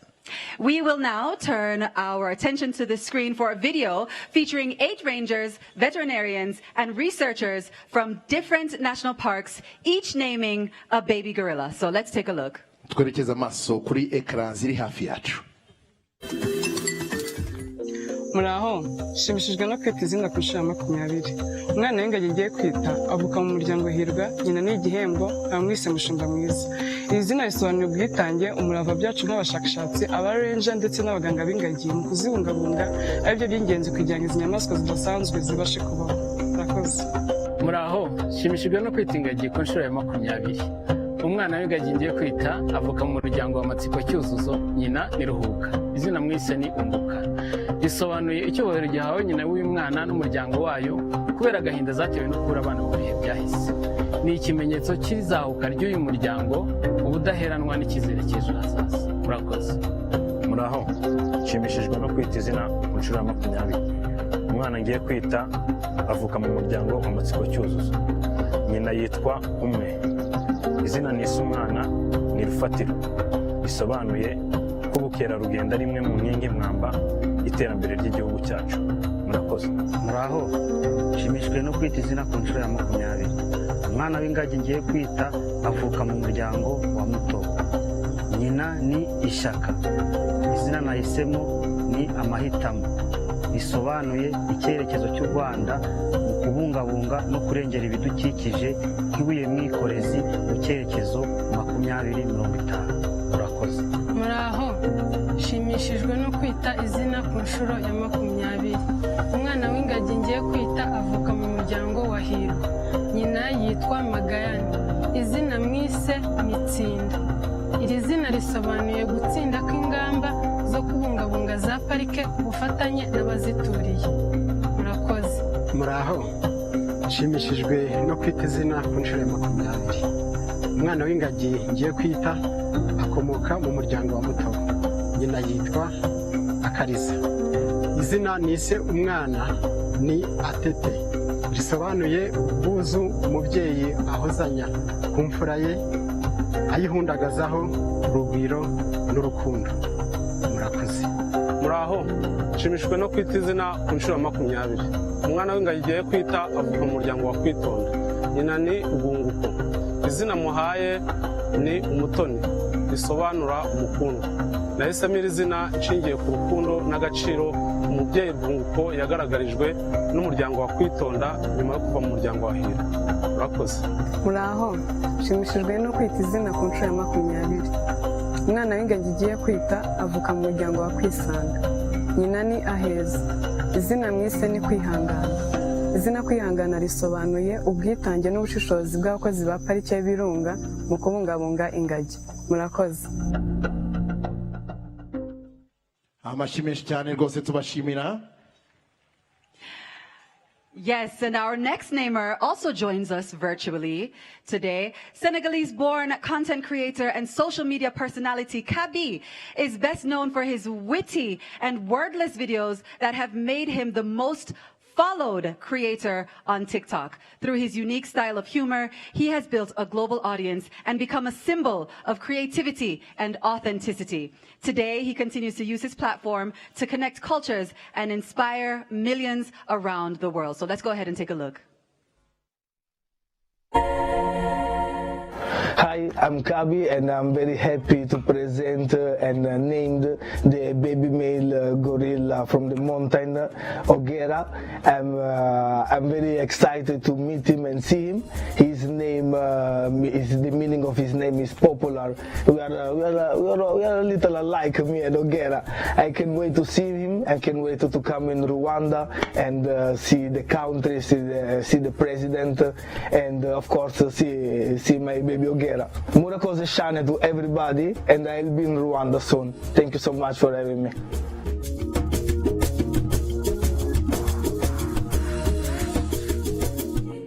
Yes, the moment has come. We'll now be introducing the next set of esteemed namers who will be joining us on stage and in real time right here in Kinigi. This year's incredible group of namers include royalty, philanthropists, entrepreneurs, leaders, artists, athletes, and conservationists, to name a few. So it's our honor to introduce them to you now.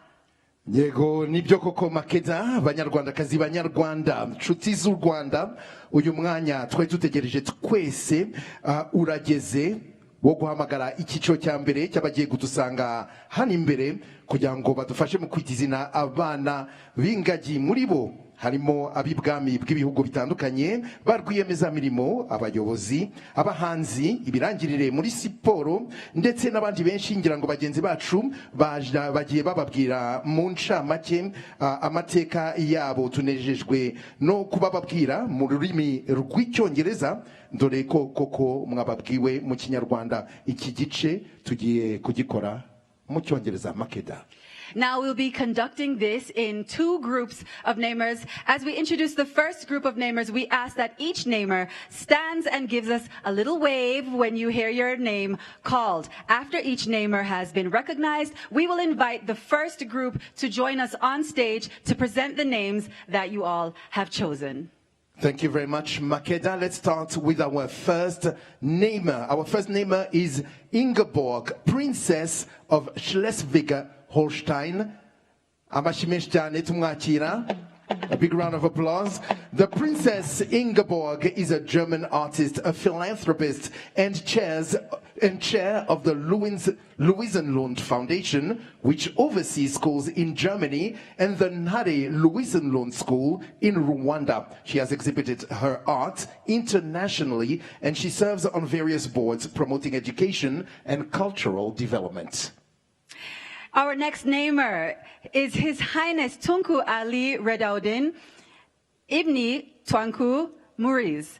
His Highness is the Prince of Negeri Sembilan, Malaysia. He is a philanthropist and a conservation and education advocate. He serves as the president of the Worldwide Fund for Nature Malaysia, the trustee of the National Heritage Trust, and the chairman of Teach for Malaysia, championing wildlife conservation, education, and cultural preservation. Thank you so much for joining us today. Thank you very much indeed. Our next name is Professor Senait Fiseha.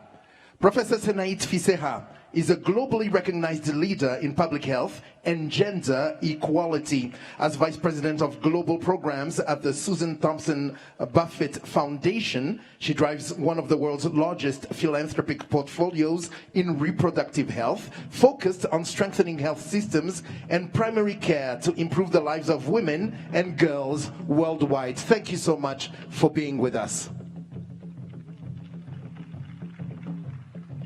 Our next namer is Kim Sang-hyup. Mr. Kim is the Director General of the Global Green Growth Institute.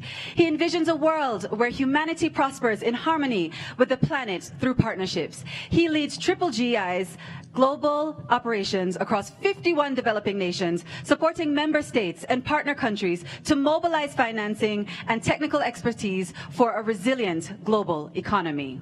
Thank you so much for joining us today. Thank you very much indeed. Our next name is Mr. David Marriott. He is the chairman of the board of Marriott International Inc. David has also led the company's global expansion, including its presence in Rwanda, as well as its sustainability initiatives. Drawing on his extensive experience and lifelong association with the company, he provides the board with valuable insights into its operations and the broader hospitality industry. Thank you very much for being with us. Our next namer is Dr. Yin Ye. Dr. Yin Ye is the CEO of BGI Group, a genomics research institute and company from China, and a science popularization blogger with 10 million followers. In Rwanda, BGI has partnered with the Ministry of Health on several initiatives, including the launch of a 20,000 test cervical cancer screening program. Thank you so much for joining us. Our next namer is Charlie Mayhew, OBE, and his spouse, Caroline Mayhew. Charlie, accompanied by his spouse, Caroline, is the co-founder and CEO of Tusk Trust, an impactful African wildlife conservation organization supporting initiatives in more than 20 countries. His Royal Highness the Prince of Wales is Tusk's active royal patron. Charlie has been widely recognized for his outstanding contributions to conservation in Africa. Thank you so much for being here, for the both of you. Thank you so much for joining us. Our next namer is Clave Noyinhima, Senior Ranger Guide and Trainer at Nyungwe National Park. Clave was awarded the 2024 Tusk Wildlife Ranger Award for his outstanding contributions to primate and bird conservation in Rwanda. He founded the Nyungwe Kids Birding Club to instill a passion for wildlife protection amongst the youth. Thank you very much. Our next namer is Mr. Michael Bay. He's an award-winning American film director and producer. Michael Bay is globally recognized for his dynamic cinematic style in blockbuster hits such as Transformers, Armageddon, and Pearl Harbor. He's a passionate animal activist and champions several charitable initiatives such as the Make-A-Wish Foundation. Our next namer is Michelle Yeoh Tot.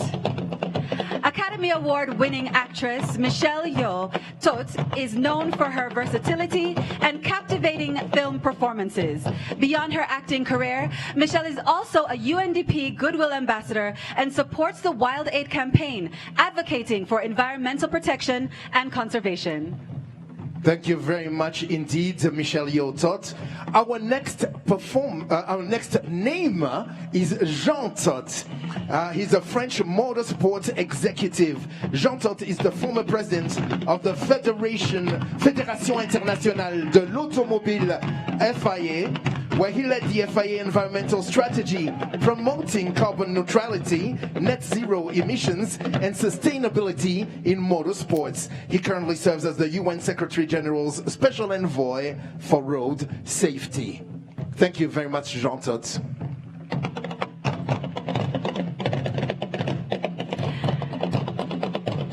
Okay, our next namer is Matthew Harris, founding partner of Global Infrastructure Partners and a senior managing director at BlackRock. Matthew Harris also founded the Bedari Collective, an impact platform dedicated to regenerative infrastructure investments across energy, transportation, food, agriculture, and waterway sectors. He is also a minority owner of the Major League Baseball team, the Cleveland Guardians. Thank you very much indeed for joining us. Our next neighbor is Kajanin. celebrated singer and cultural icon. Kajanin's breakthrough album, Sambolera, brought her international acclaim, blending African rhythms with pop and jazz influences. She has performed globally, including alongside renowned artists such as Sting.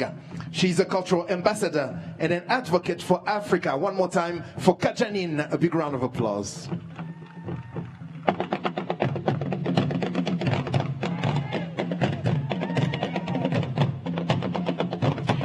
Our next namer is Matthew Flamini. Former Arsenal FC player Matthew Flamini is the CEO and co-founder of GF Biochemicals, a company he co-founded with the ambition of developing sustainable alternatives to oil-based ingredients. He also served on the Paris 2024 Olympic Environmental Excellence Committee. One more time for Matthew Flamini. Our next namer is Somi Kakoma. Somi Kakoma is a vocalist, a composer, an actor, a playwright, and the first African woman to be nominated in any of the Grammy jazz categories. Her work combines jazz, African musical traditions, and storytelling to explore themes of identity and cultural memory. The award-winning artist is also the first Rwandan to appear on Broadway. A big round of applause for Somi Kakoma.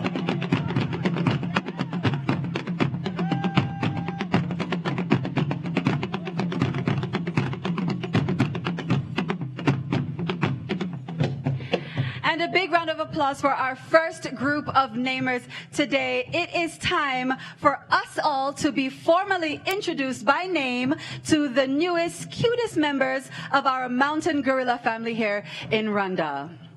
Muri uyu mwanya twiteguye noneho kwakira amazina y'abana b'ingagi. Iki cyiciro cya mbere bagiye kubidufashamo. Our very first namer is? Our first namer is Princess Ingeborg.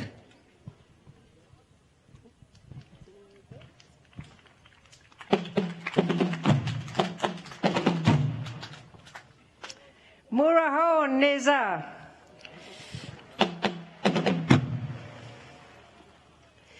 To this male baby gorilla born on 3rd of October 2024 to mother Iribi, I give the name Burere, meaning upbringing. This name was Thank you. This name was chosen to recognize Rwanda's culture and values that shape the nation, beginning with the family, the foundation of society in Rwanda and all over the world. I am so inspired by Rwanda's remarkable conservation journey to protect wildlife and their habitats, celebrated through this incredible ceremony which we enjoy all so much. I look forward to visiting baby Burere and his family in Volcano National Hill Park tomorrow with my husband. I can't wait to meet him. Thank you.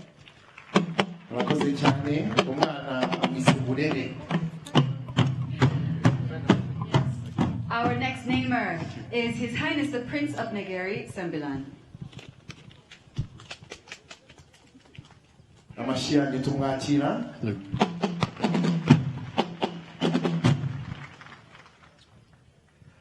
Your Excellencies, fellow namers, ladies and gentlemen, Muraho. I'm delighted to name a baby girl gorilla, Naharungu, meaning companionship. She is part of the Kwita family, born to Gahuza on 29th April 2024, just 3 days and many years apart from my own birthday. May her life reflect her name, bringing warmth to her family and joy to all who meet her. I hope to visit Volcanoes National Park soon and to meet baby Naharungu in person. Kwita Izina is more than a celebration of new life. It is a powerful symbol of hope, resilience, and stewardship, and a message to the world that together we can protect our planet for the generations to come. Your success here in Rwanda gives me hope for conservation efforts in my own country, Malaysia. When you began, I gather there were just 160 mountain gorillas left, just as today there are only 150 Malayan tigers in the wild. I hope that, like you, one day we celebrate their recovery too. Thank you for your example, thank you for your leadership, and thank you for the inspiration. Murakoze cyane. arakoze cyane umwana mwise ntarungu. Our next namer is Professor Senait Fiseha.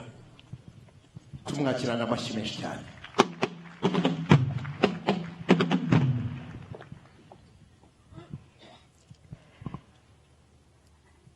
Miriwe neza. I'm pleased to name this baby gorilla Muizerwa, meaning reliable. She was born on the 20th of April, 2024, to Mother Umucho. This name celebrates Rwanda's global reputation for reliability and reflects the country's steadfast commitment to fostering a supportive environment for private sector growth, investment, and sustainable development. Rwanda hasn't earned that reputation by accident. It is the result of an intentional and consistent investment in its people and the country. We see this in its remarkable conservation journey to protect wildlife and their habitats across sectors: environment, health, education, technology, and innovation, to just name a few. As someone who immigrated to Rwanda from the United States and chose to become a Rwandan citizen, I continue to be inspired by this remarkable country. I continue to be inspired. Every day I get up and say, how can a leader consistently prioritize its people over anything else, any material stuff, and the same kind of commitment is extended to the gorillas. This is absolutely remarkable. So that's steadfast leadership and its commitment to doing what's right for our people and our continent is so clearly at display today. Murakoze cyane, and I so look forward to visiting baby Muizerwa and her family at the Volcanoes National Park soon. Murakoze cyane. Arakoze cyane Professor Fiseha, umwana amwise Mwizerwa. Our next namer is Mr. Kim Sang-hyuk. Tumwakirana amashyi menshi cyane.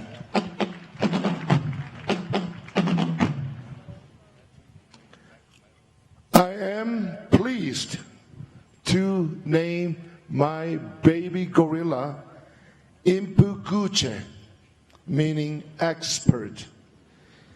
She was born on 21st July last year, and her mother is Ahazaza, meaning the future.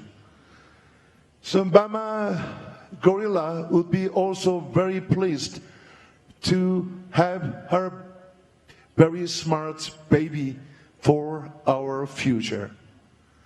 And the reason for this name is to emphasize the vital role of experts and people in making this wonderful community-based conservation for all of us. And Impuguche is going to have another nickname, which is GGGI. You know,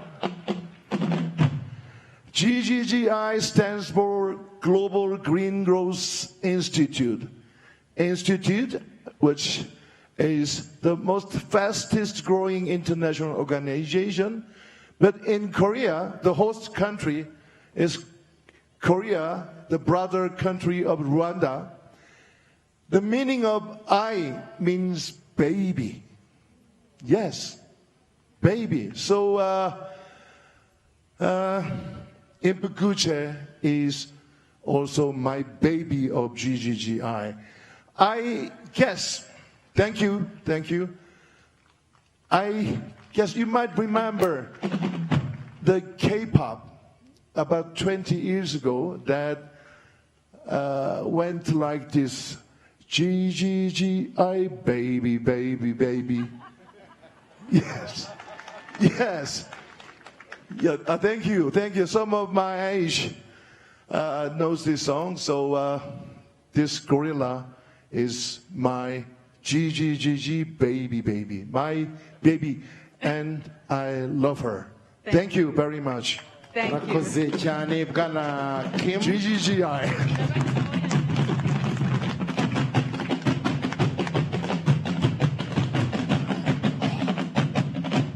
Kamsamida. Reka dukomeze. Our next name is Mr. David Marriott. Tumwakirana amashyi menshi cyane. Moraho. I'm pleased to name this baby boy Rugwiro, meaning hospitable. He was born on January 22nd, 2024, to his mother, Ubukombe. His name honors the nurturing and welcoming nature of gorillas.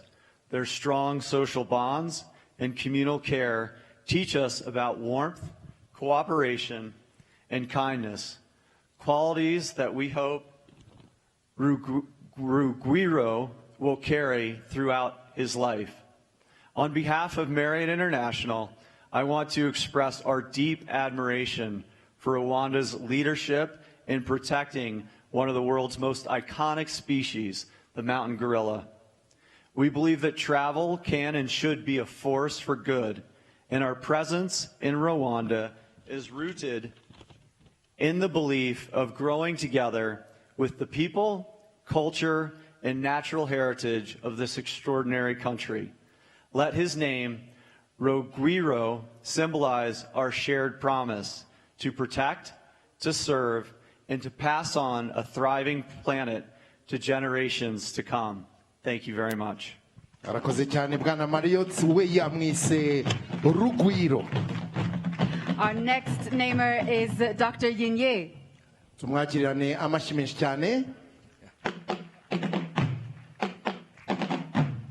Hello everyone, Maraho. Yes, human is another monkey. There are only 4% differences in genome level between the gorilla to human.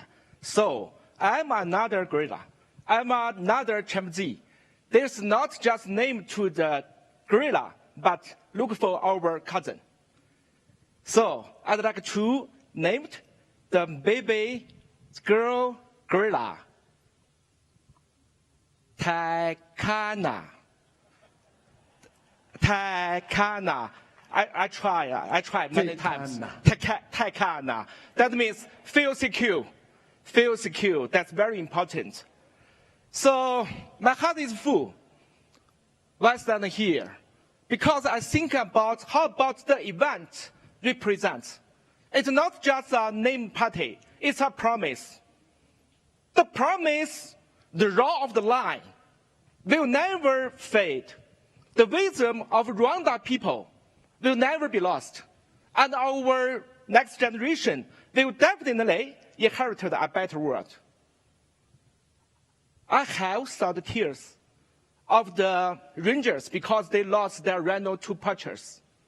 I also saw the smile because the community helped the elephant back to their hometown. So thank you for all of you. You lead the fair. You prove that we needn't make the choice between the people and the nature. The hand, they can build the city. They can also protect the forest.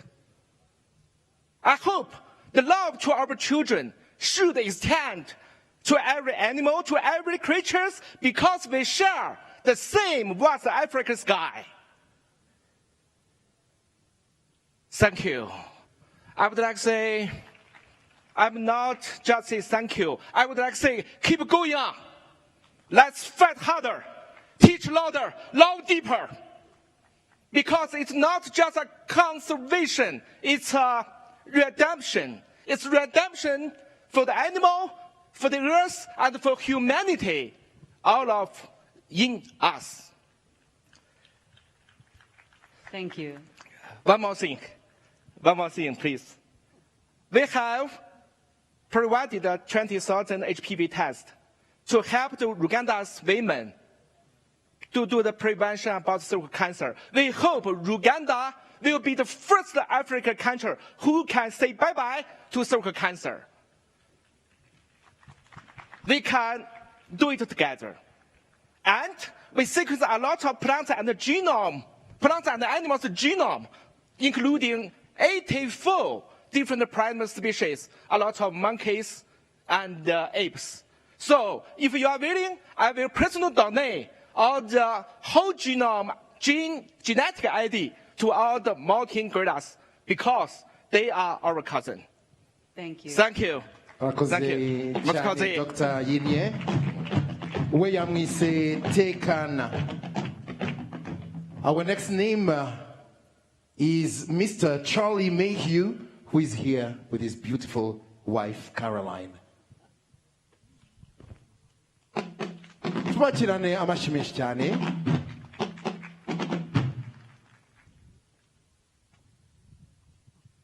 Muraho.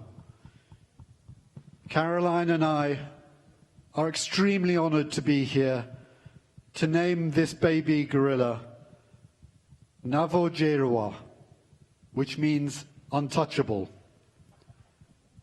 He was born at the end of last year on the 14th of December 2024 to his mother in Yungu, part of the Agacia family. His name illustrates the vital need to protect Volcanoes National Park and its unique biodiversity. On behalf of Tusk Trust, we want to congratulate Rwanda for the success it has had protecting these magnificent creatures, allowing their numbers to steadily recover and setting a global benchmark for wildlife conservation. Tusk is particularly proud to support the excellent work of the Rwanda Wildlife Conservation Association, and we very much look forward to visiting our baby gorilla and his family soon. Murakoze cyane. Murakoze cyane. Bwana Mayhew na Madam wabo ba mwise Ntavogerwa. Our next namer is Clave Noyinhima. Tumwakirana amashyi menshi cyane.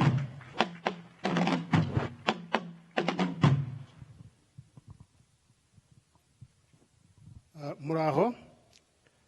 I give the name Nyunganizi, meaning supporter or helper, to the baby boy born on 18th November 2024 to Mother Akamaro. This name was given with the profound hope that this infant, as a part of one male group, will grow into a strong and mature silverback. Our aspiration is that he will one day support the current leader Mutobo in safeguarding and protecting their family, ensuring its continued prosperity and survival. Rwanda exemplary commitment to wildlife conservation and the protection of the natural habitat is truly commendable. This meaningful ceremony highlights the country's ongoing dedication.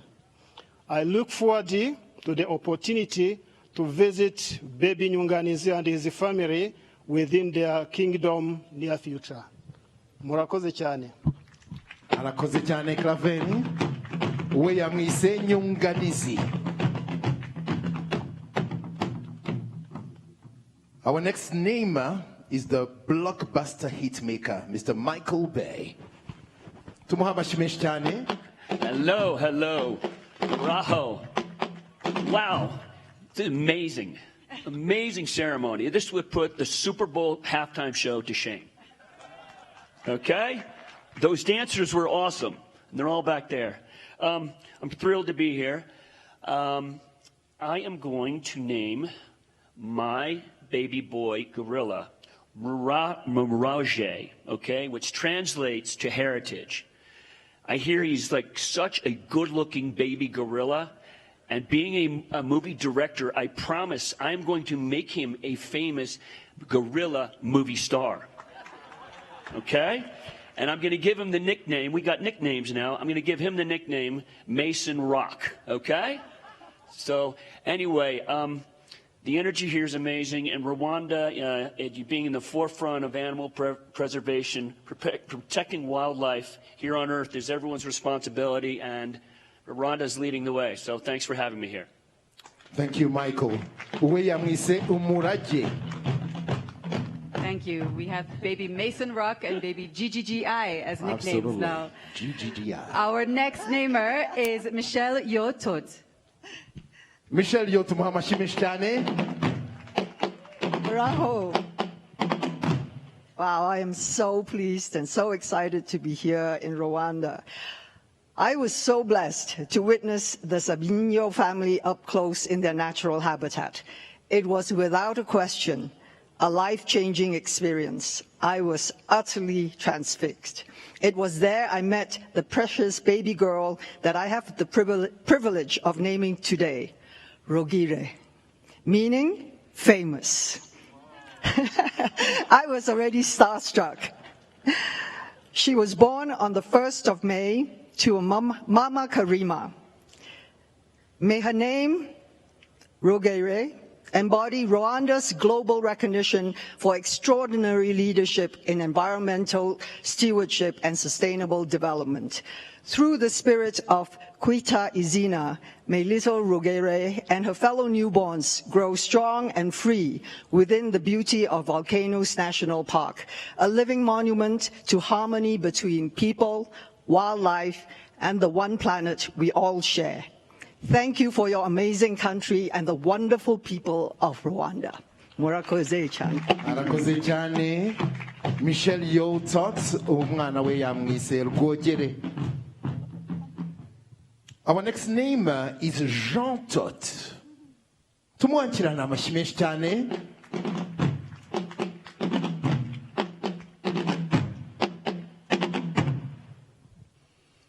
Muraho.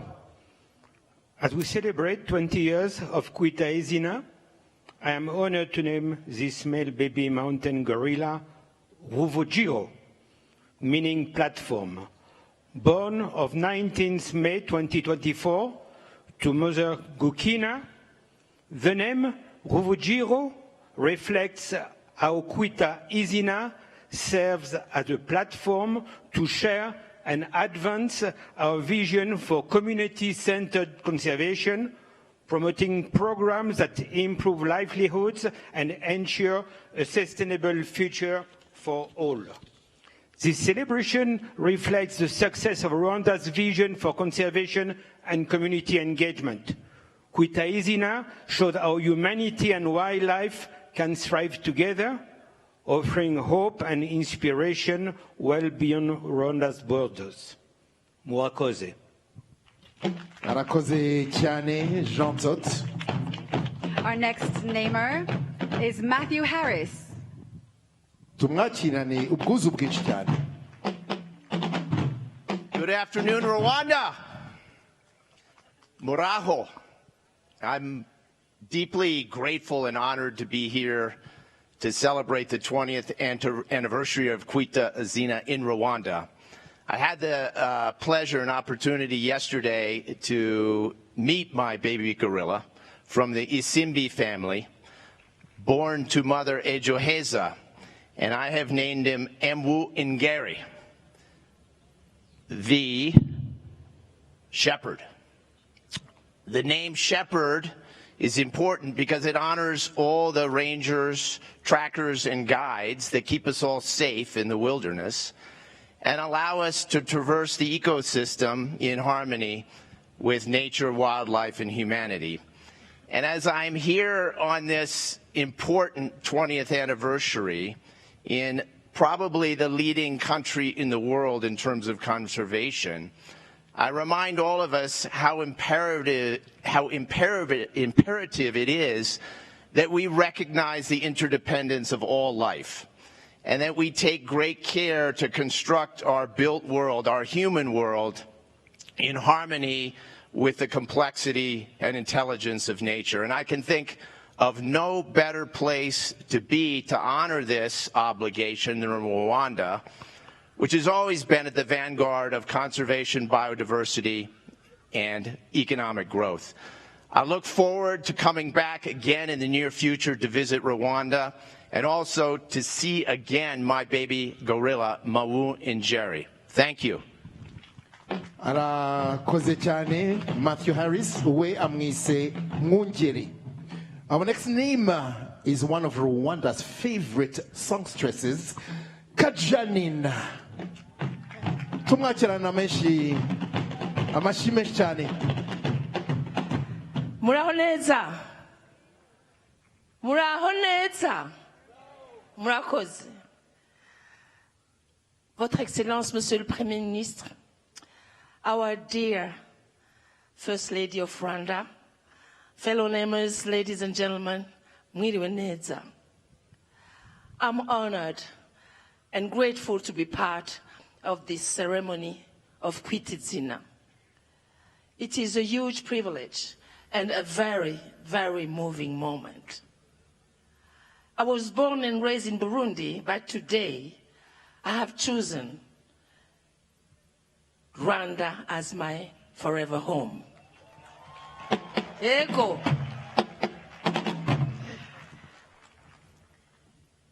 In Africa, we say that it takes a village to raise a child.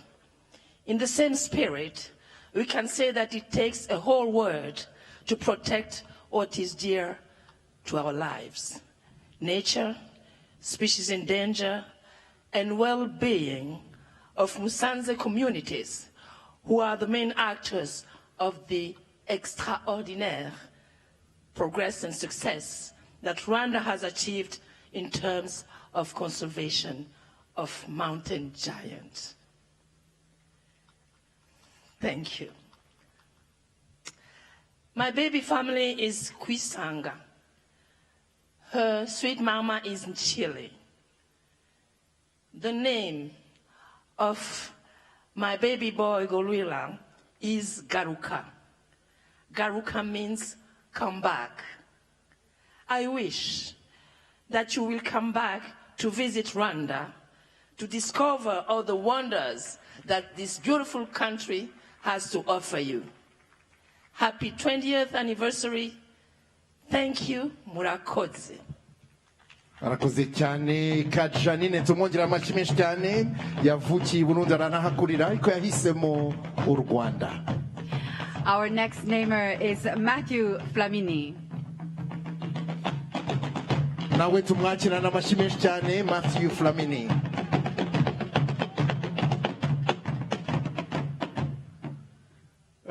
Excellency, Mr. the Prime Minister, it is a great honor to be here today, and I would like to start by thanking you for bringing us together.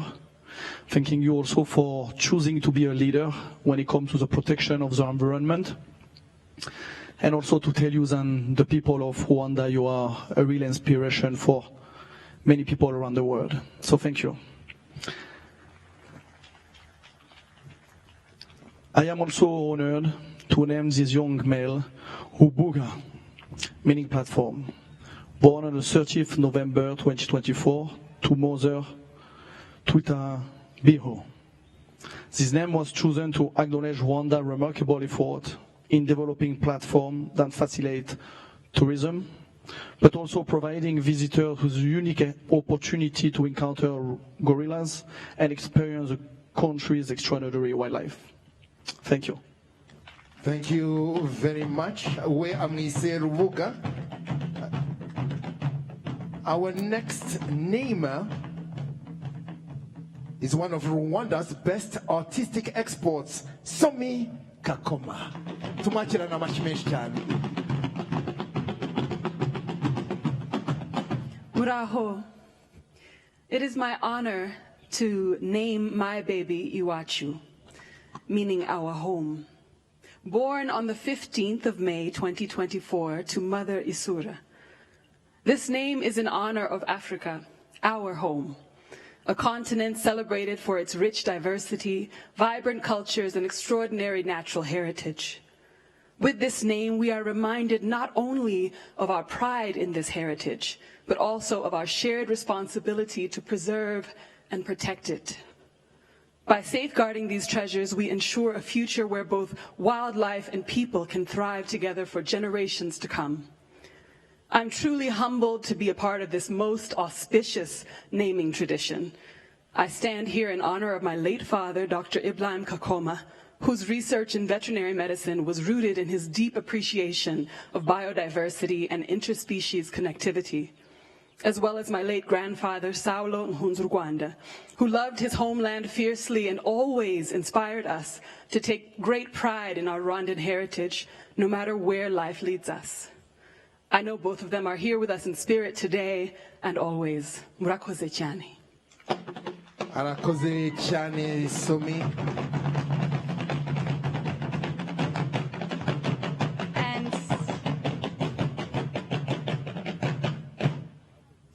Okay, and thank you so much to our first group of namers. We appreciate you being here with us to celebrate this beautiful day, and we ask that you stand and rejoin the rest of our conservation champions back with our guest of honor. Thank you so much once again. Reka twongere twishimire cyane iki cyiciro cya mbere cyadufashije kwita amazina abana b'ingagi. Icyiciro cya mbere mu gihe turi kwitegura icyiciro cya kabiri, tubashimire cyane ko badufashije kwita izina, ko baje kwifatanya n'u Rwanda, ko bagaragarije u Rwanda urukundo rwinshi cyane, ko bishimira iterambere ry'u Rwanda, by'umwihariko ingamba zagiye zifatwa mu kubungabunga urusobe rw'ibinyabuzima, by'umwihariko izi ngagi zacu muri iyi ntara nziza y'amajyaruguru, muri aka karere ka Musanze. Hano duhuriye muri Kinigi, batwishimiye cyane kandi batugaragarije iryo shema batewe no kubana natwe muri ibi birori. I think we need our drummers at the next Super Bowl. Absolutely. Yeah. Okay. Now it's time for us to introduce our second and final group of namers. Once again, to our namers, this time we're going to do it just slightly differently. We ask that when your name is called, you stand at your seat and just give us a quick little wave. After everyone's name has been called and their bios read, we will lead you over to the stage all together in one line, okay? So we will be introducing you all to our namers now, and let's take it away. All right. In group 2, our first namer is Yemi Alade. Yemi Alade, she's a Grammy-nominated, award-winning Nigerian Afropop singer and songwriter. Yemi Alade is also a UNDP Goodwill Ambassador and founder of the James and Helen Pathway Foundation. She actively promotes women's empowerment, social justice, and health initiatives, including the Zero Malaria campaign. Thank you very much, Yemi Alade, for being here with us. Yes, our next namer, we ask that you stand at your seat and just give us a wave as we read out your bio. He is the chairman and CEO of the Reed Jules Oppenheimer Foundation. Reed has dedicated 5 decades to advancing nonprofits and initiatives addressing food insecurity and social and economic inequality. He is an ambassador for Wild Earth Allies and has supported community-based conservation in Rwanda for 30 years, including partnerships with the cooperative Imbereheza Gahunga. Arakoze cyane, Reed Oppenheimer. Our next namer is Atanazi Mukabizimungu. She's a community leader. Atanazi is the chairperson of Imbereheza Gahunga.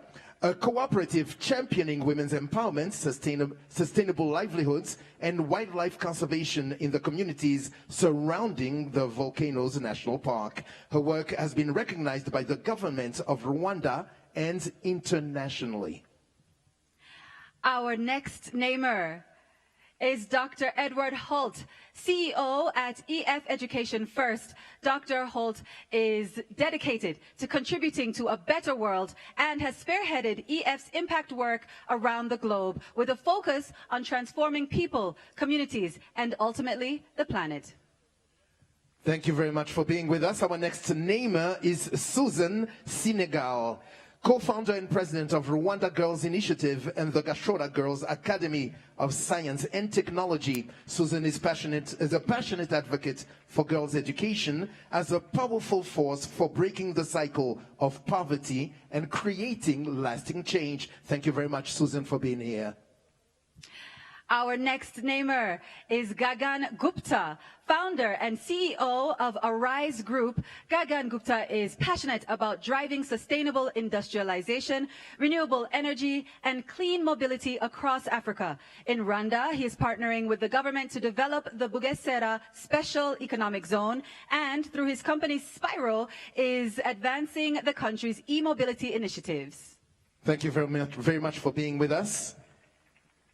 Our next namer is Camille Lebelo, founder and CEO of EcoPlanet Bamboo. Camille Lebelo has led major initiatives in Rwanda with the organization, including planting over 1,000 hectares, restoring riparian zones, and supporting biodiversity through key national partnerships. Thank you very much for being with us. Our next namer is Luis Garcia, retired pro footballer who played for clubs like Atletico Madrid, Barcelona, and Liverpool. Luis is known for his flair and crucial goals. Today, he works as a football analyst for ESPN and is the CEO of the Malaysian football club, JDT. Thank you very much for being with us. Our next namer is none other than Bakary Sagna, a former professional footballer. Bakary Sagna made 284 appearances for Arsenal and 65 international appearances for France. He is now based in Dubai, where he spends time coaching and focusing on his business interests. Thank you very much, Bakary Sagna, for being here with us. Our next namer is Xi Jinping, renowned Chinese wildlife photographer. Xi is widely recognized as a pioneer in China's field of nature photography. He founded the Wild China Film, showcasing the beauty and diversity of wildlife while raising awareness for conservation efforts. Thank you very much for being with us. Our next namer is Lee Emke. Driven by a passion for gorillas and the communities that protect and coexist with them, Lee Emke works closely with groups like Gorilla Doctors, the Rwanda Wildlife Conservation Association, and the Dian Fossey Gorilla Fund. He contributed to the establishment of the Ellen DeGeneres campus of the Dian Fossey Gorilla Fund right here in Kinigi. Thank you very much for being with us. Our next namer is Suzanne Chin. For over 35 years, Sue Chin has advanced wildlife conservation through innovative design and education. Her work in Rwanda includes early ecotourism planning for Nyungwe National Park and supporting crane conservation with the Rwanda Wildlife Conservation Association. She leads design initiatives at the Bronx Zoo and serves on the board of the International Crane Foundation. Thank you so much for joining us today. Our next namer is Javier Pastore.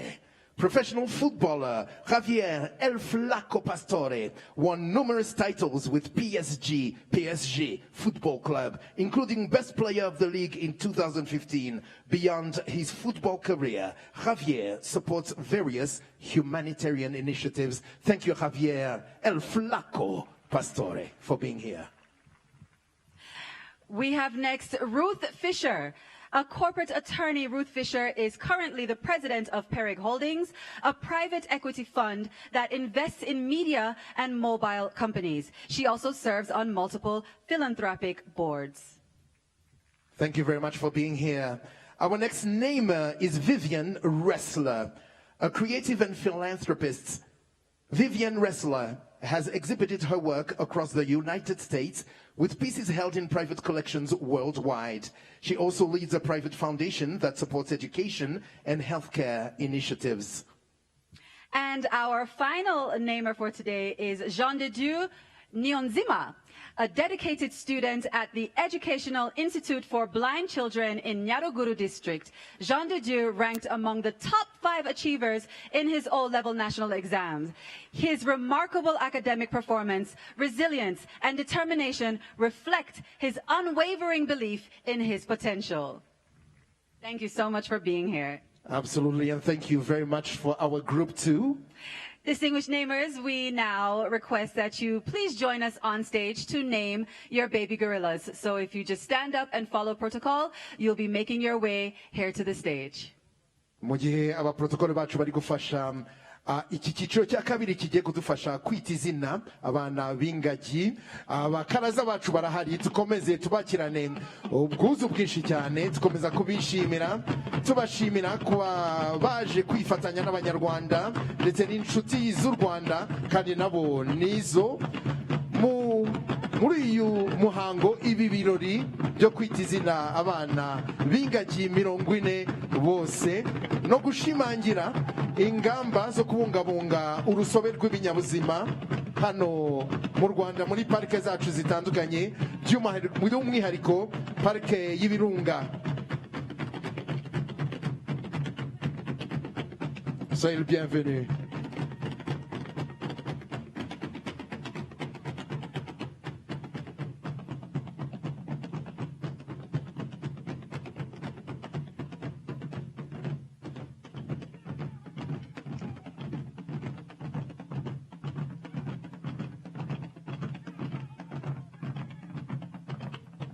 turabishimiye ndetse na cyane rwose.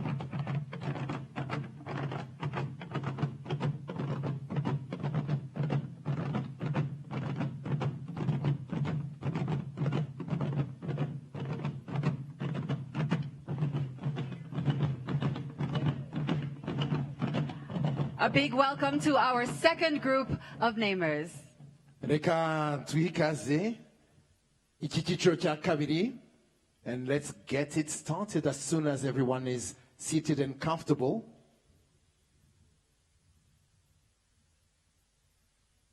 Our first namer should in fact remix her song and call it I'm Looking for Mangaji. She's the one and only Yemi Alade. Tumwachira namashi menshi cyane.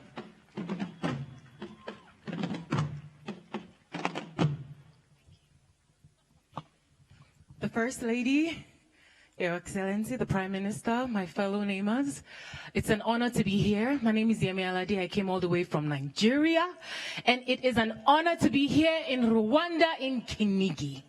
I am honored to name my baby gorilla Kundwa. Kundwa means loved, and her mother is Mbaga. Kundwa was born on the 1st of May, 2025. She's barely 7 months old. No, I think she's older than that, but okay. Well, as the first daughter of her mother, I would know better because I'm also the first daughter of my mom. It's a huge responsibility, but it's a position that can never be replaced because there's only one first daughter. Yesterday, I had the honor to be welcomed by the gray silverback alpha gorilla, Mr. Gahinga, early yesterday morning. This allowed us to sit and watch them eat and socialize, and I observed and share awe of these majestic, powerful herbivores. As my friend said, the mountain giants. I immediately could see the emotional connections between child and mother. The minute I laid my eyes on the beautiful Kundwa, it was love at first sight. I feel even more gratitude to all the guides, to the community, to all the trackers who spent hours to find the gorilla family before we did. Thank you so much, because it is the love that you have extended to the gorillas that they have been able to accept us into their family. I learned some languages such as and I feel like they are my family, and I love my baby Kundwa. Thank you once again. See you later.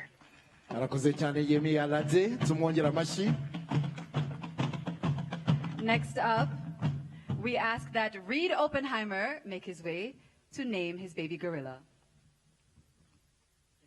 nawe tumwakirana amashyi menshi cyane bose uko baza tujye tubakirana amashyi menshi cyane. Maraho. I am pleased to name this young male Tangamara, meaning be safe and sound. Born on the 18th of August, 2023, to mother Muda Hinuka. This name reflects the incredible resilience of gorillas who now thrive in Rwanda's land of 1,000 towers, 1,000 hills, where towering volcanoes and nature flourishes. And nature flourishes here for one reason. It's because of the people and the leadership of this wonderful country. So I want to thank you all for that. Once on the brink of extinction, their revival is testament to Rwanda's unwavering commitment to conservation and to protect and people in harmony. As an ambassador for Wild Earth Allies, I am grateful to be part of their 30 years of collaborative conservation success in Rwanda. On behalf of my wife, Gabrielle, who couldn't be here, and my entire family, I'm honored to be in Rwanda with you all and to name a mountain gorilla today. We are proud to support the work with families living near Volcanoes National Park with a cooperative led by Atanasi, who is also naming a gorilla today. And we believe local action like hers drives lasting change for wildlife and people. We share a common belief that to save anybody, you have to save everybody. And using these tools of empowerment of women and the protection of our close cousin, the mountain gorilla. I'd really love being here today. Mirakosi. arakoze cyane Reed Oppenheimer we yamwise Tengamara yemiyalati we yamwise Kundwa. Our next name is Atanasi Mukabizimungu. Atanasi tumwakira n'amashyi menshi cyane.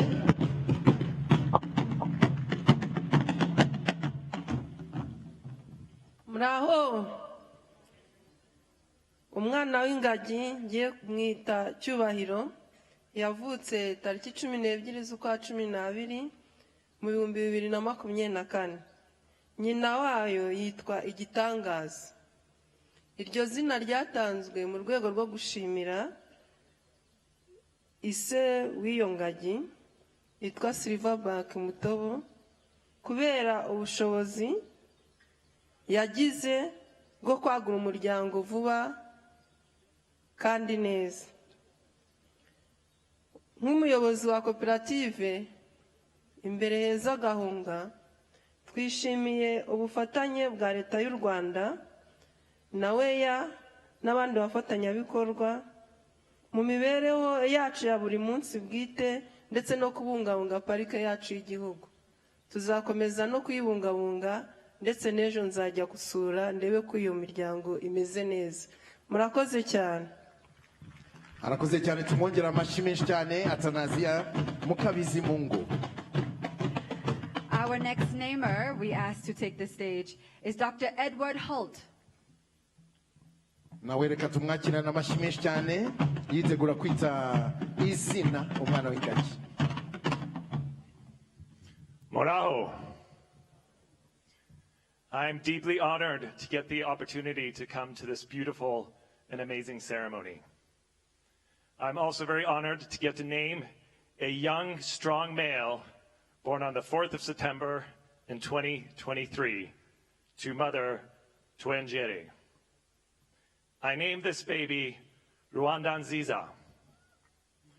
The name means beautiful Rwanda and pays tribute to Rwanda's breathtaking natural beauty and the beautiful spirit and welcoming of the people. I truly believe that his birth and continued growth is a beacon of hope for the future and is only made possible by the nation's steadfast commitment to conservation and wildlife protection. We look forward to seeing him thrive and establish his own family in the Volcanoes National Park over the years to come. Thank you. Arakoze cyane. Our next name is Suzanne Senegal.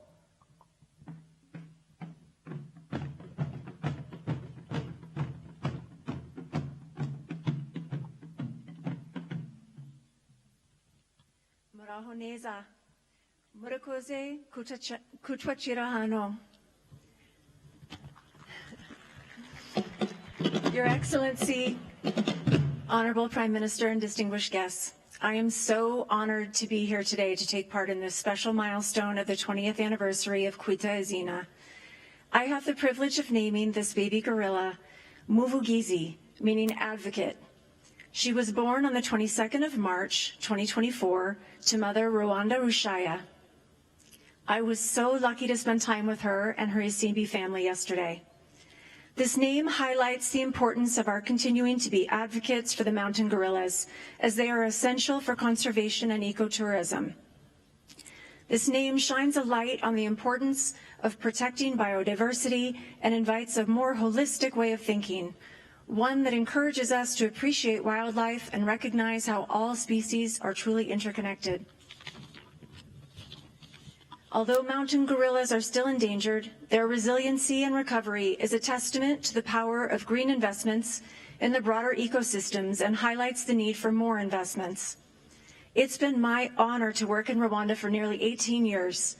I continue to be absolutely inspired by the way that Rwanda is a model for the world in so many areas, from health access to gender equity. So it's not surprising to me at all that Rwanda has also been such a leader and an advocate in conservation and protecting the beautiful mountain gorillas and their habitat.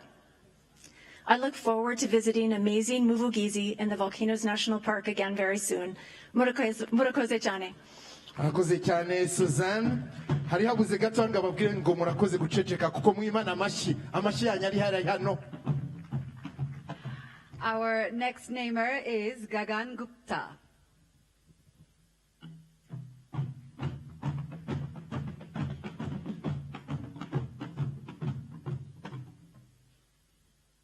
His Excellency Prime Minister, the First Lady and the CEO of Rwanda Development Board, I am really honored and humbled to be here to name the female baby, and I name her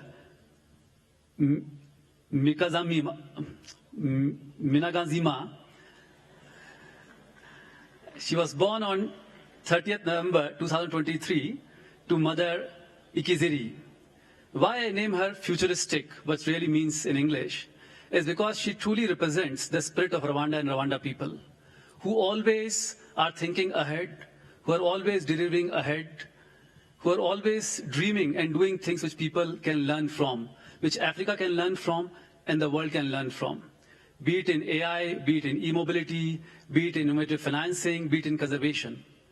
And I think today, if we roll back 20 years back, somebody imagined this in future, and that is why it is possible. So I like that we give a big round of applause to all the warriors, forest trackers, who really made it possible. So a big round of applause to all of them. As the name suggests, I think in few months or years, the baby gorilla will actually be creating an app to see where the bamboo shoots are, which we can go and register in Rwanda Development Board, which acts very fast in less than 4 hours. We are very proud that, and we wish that the baby grows stronger, and in times we come back to see her. Thank you. Thank you very much indeed. Our next namer is Camille Rebello.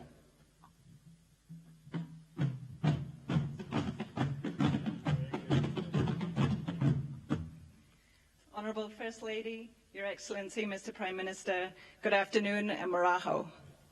I'm extremely honored to introduce you to this beautiful baby boy, baby gorilla, who was born on March 12th, 2024, to his mother, Dukundane.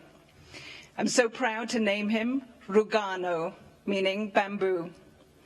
This name recognizes the crucial role of the bamboo forests within the Volcanoes National Park, a species which provides a vital habitat and a critical food source for these beautiful mountain gorillas.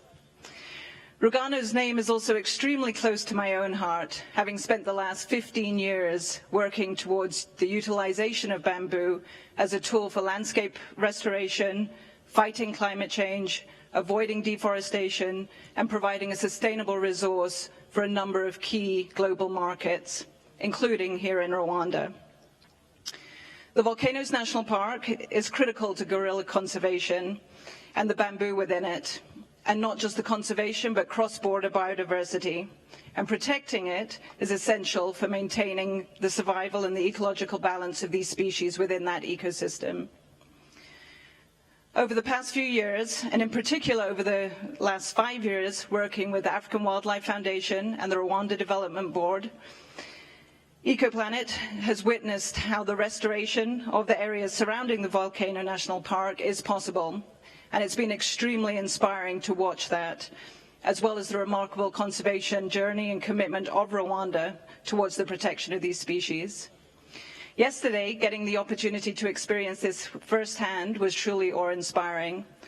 To walk for 3-4 hours through extremely dense jungle and come face to face with these majestic animals was really an incredible experience. And it turned that theoretical commitment and journey of Rwanda's conservation journey into something extremely tangible and awe-inspiring.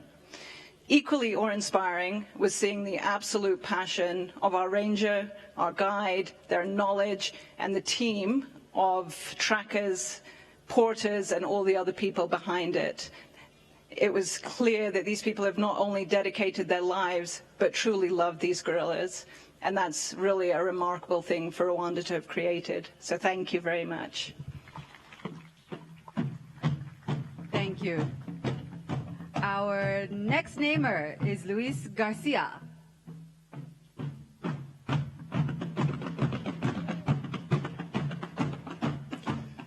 Muraho, buenas tardes a todos. I've been thinking the last couple of days how to start a routine for my speech. And it hasn't been easy. But the first thing that came to my head was to be thankful for the people who allow me to be here today. So I would like to thank Prime Minister, First Lady, Visit Rwanda and Atletico Madrid for having me here. I really, really thank you very much for this amazing experience. I feel really privileged and honored to have the opportunity to give the baby girl the name of Iraba. That means ornament patterns. She was born on 26th of September 2024. And his mom is called Ijame. The name Iraba comes from trying to find and celebrate the stunning beauty of gorillas, who are like living ornaments to the country. I've been a football player for 20 years, and I have good days, I have bad days, and when I retire and I look back, I always see those special moments that is take first to my head, those the good ones, the really special ones. I had the opportunity yesterday to go into the Volcano Mountains and walk among a family of gorillas who allowed us to spend with their time, to see they behave, how they talk to each other, how they eat, how they behave. And it was really, really an experience that is unique. I will always recommend to anyone who can a chance to come here to Rwanda. So I know that those memories, they will last for the rest of my life in my head. And they will come every single time that I got a smile on my face. So thank you very much for having me here. Ora cose Rwanda. Thank you very much, Luis Garcia.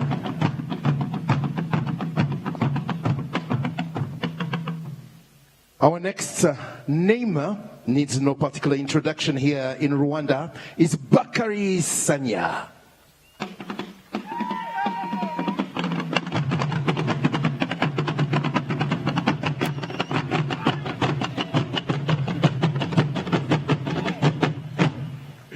Such a great welcome. Thank you so much, His Excellency, Prime Minister. It's a really privilege for me to be standing in front of you and have the privilege to name my baby Amahumbezi, meaning gentle breeze, named the mother Munezero. The baby was born on the 30th of January 2025. The name was chosen to capture the refreshing coolness here in Rwanda, the serene beauty of the misty forest, the sense of tranquility and awe that we all feel whenever we're traveling here to the Volcano National Park, a real treasure to Africa, to Rwanda, and to the world. I want to express my sincere respect for the government, for the different organizations here in Rwanda, for all the people coming along together to make this happen, first of all, this fantastic ceremony, but also allowing all the animals to live and protect the wildlife and their habitat. I'm African, I'm a proud African, I'm Senegalese, but today more than ever I feel Rwanda.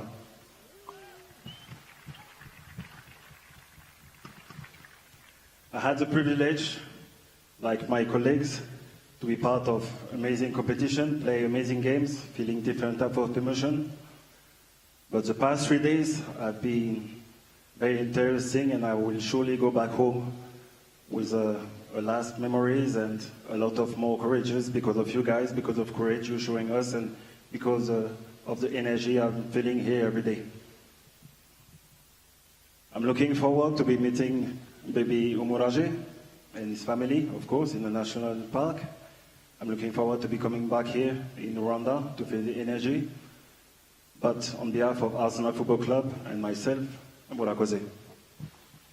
Arakoze cyane Bakari Sanya, merci beaucoup.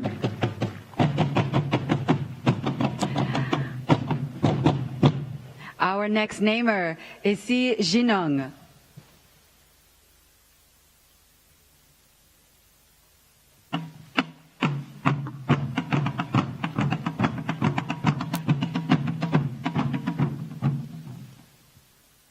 非常荣幸能来到大猩猩的故乡。我来自滇金丝猴的故乡，这是全世界最像我们人类的灵长类。能为这只大猩猩宝宝起名字，是我的荣幸。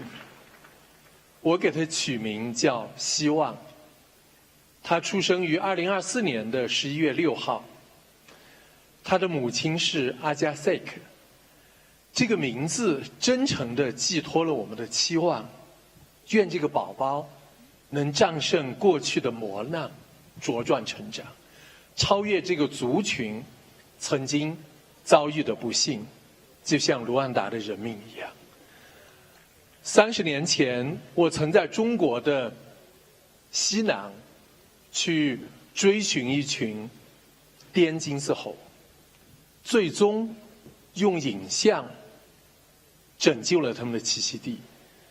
那作为一个野生动物摄影师，来到非洲，来到卢旺达这么一片美好的土地，我也特别期望能有机会把非洲在野生动物保护方面的经验带到中国去。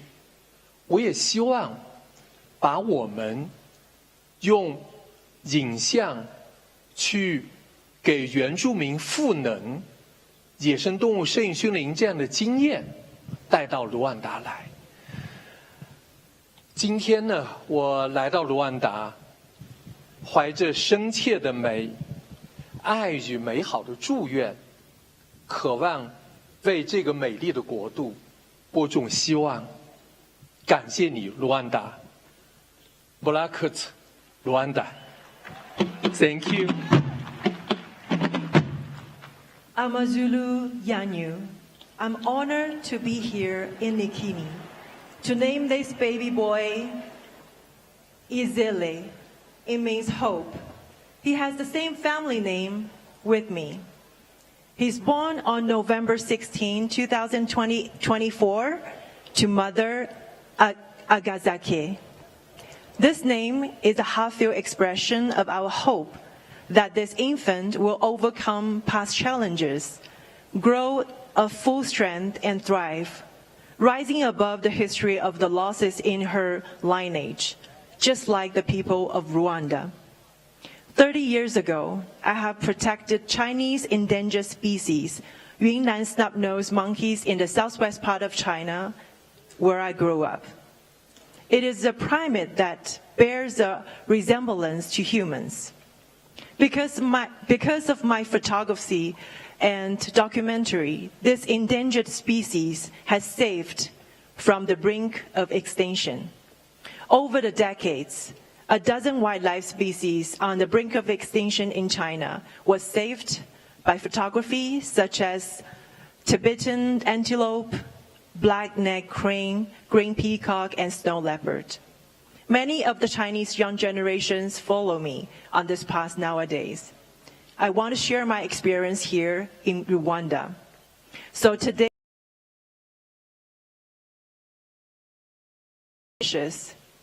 I want to bring hope to this beautiful nation.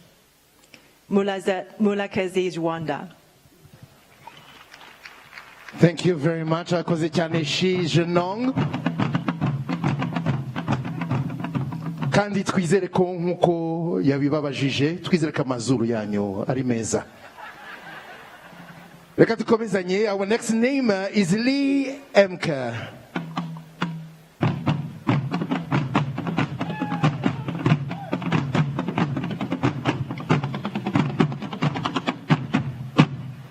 Moraho Nesa.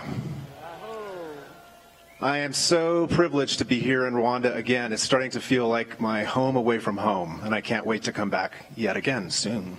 And I'm honored today to name a new baby who we don't know if it's a boy or a girl. The baby is Shamba, meaning forest. Born on the 16th of January to mother Ubufatanya, this name highlights the vital and often unseen role of tropical forests and the gorillas who play the guardians and engineers of those forests. Through their foraging, seed dispersal, their movement, they help to maintain the health, the structure, and the biodiversity of these incredible forests and make an incredible and irreplaceable contribution to the natural world. And I'm so pleased to be here again, and it was mentioned earlier, organizations that I've been able to participate in here in Rwanda who I want to give a shout out to because they're doing such great work to protect those forests. The Rwanda Conservation Association, RWCA, the Gorilla Doctors, and the Diane Fossey Gorilla Fund. Thank you so much. Arakoze cyane ku buhanga bw'ibyuma mwadufasha kuri iyo speaker iri gusamira. Our next namer is Su Chin.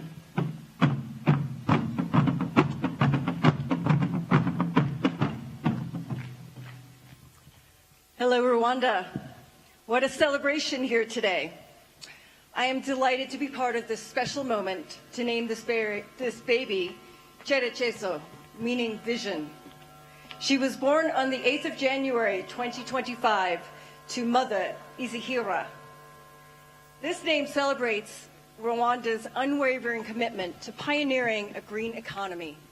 It stands as a living testament to the country's progressive vision.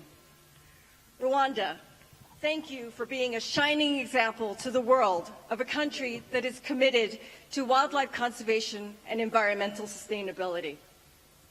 I am deeply humbled, honored, and grateful for the opportunity to name this baby gorilla Cherecheso. Thank you. Murakosi.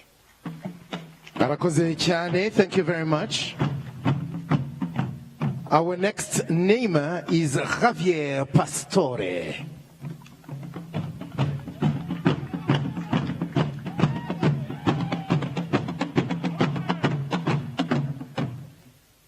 Bonjour à tous. Je vais parler français parce que mon anglais n'est pas très bon. Amakuru. J'ai l'honneur de représenter le Paris Saint-Germain, partenaire de Visite Rwanda, pour nommer un bébé gorille pour le 20e anniversaire de Kwita Izina. Je donne le nom de Gansa, qui signifie dominer. À ce bébé gorille, il est né le 29 août de 2024, dont la mère s'appelle Umigo. Ce nom illustre notre souhaitait à continuer à protéger cette gorille le plus important du massif de Virunga, ainsi qu'elle continue à préserver et dominer dans la région. J'ai eu la chance hier de visiter l'habitat naturel des gorilles au Parc national des volcans et j'ai resté impressionné et ça va rester un voyage inoubliable pour ma vie. Cela m'a permis de mesurer la force, la beauté, mais aussi la fragilité de cet animal extraordinaire, qui montre combien ils sont essentiels de protéger cet espace. Comme le fait Rwanda, à travers de ses actions pour conserver la faune. Je vous souhaite à tous une très belle fête et on souhaite aussi une longue vie à tous les gorilles. Merci beaucoup. Merci beaucoup, Javier Pastore El Flaco. Our next namer is Ruth Fisher.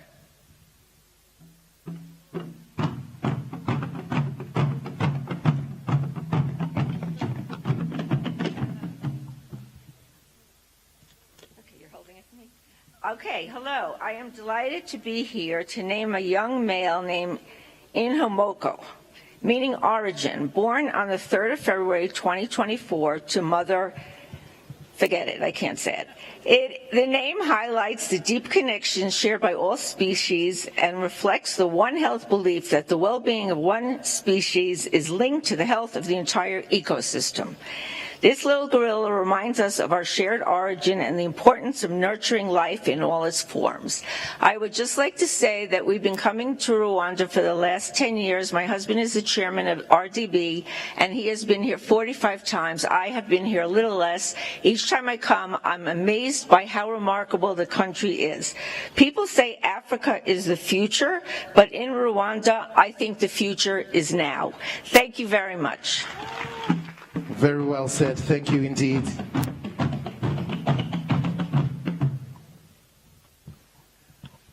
Our next namer is Vivian Wrestler.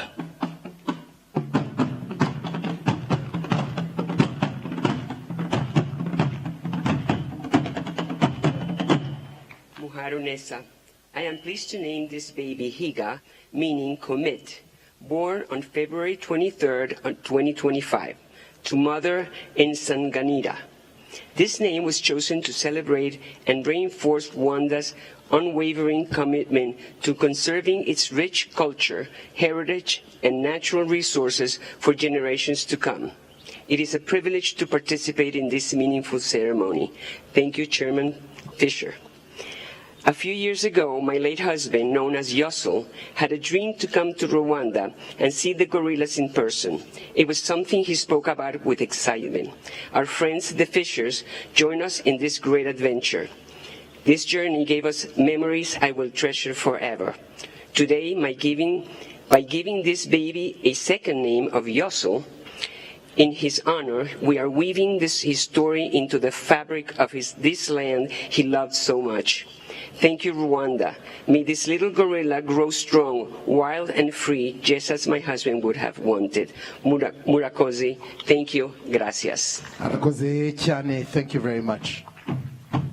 And our final namer is Jean de Dieu Niyonzima. Amashi yanyu tumwakira Jean de Dieu.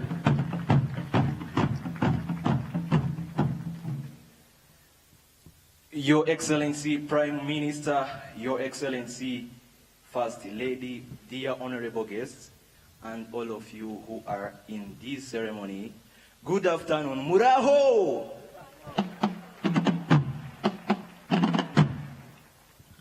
I'm honored to be one of the part of this ceremony, and I name this baby Terimbere.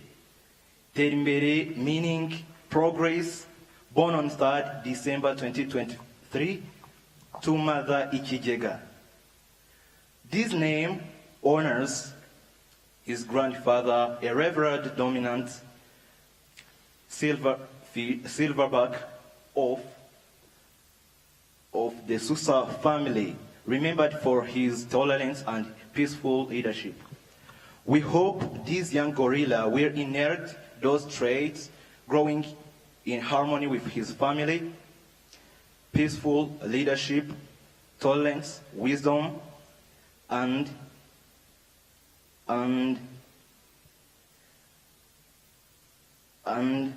providing other wisdom skills to his members.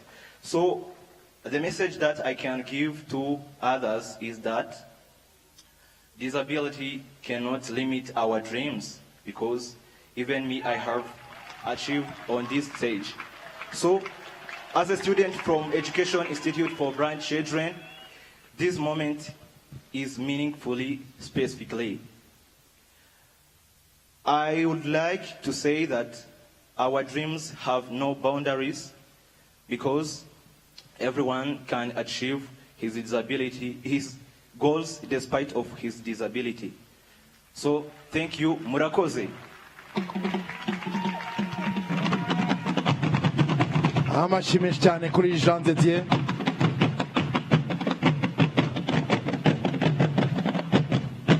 Urumuntu w'umugabo cyane. Bakongera amashyi. And a big, big thank you to our second group of namers. Thank you so much. We ask that you stand and rejoin the rest of our conservation champions. Thank you so much. We appreciate you for taking part in our naming ceremony. Bakoze cyane kubana natwe, bakoze cyane kudufasha kwita izina ku nshuro ya 20, bakoze cyane gukunda u Rwanda, gukunda gahunda dufite zitandukanye z'iterambere, by'umwihariko izi zijyanye no kubungabunga urusobe rw'ibinyabuzima muri parike zacu, by'umwihariko muri parike y'ibirunga, by'umwihariko izi ngagi twaje kwishimira kuri uyu munsi no kwita amazina.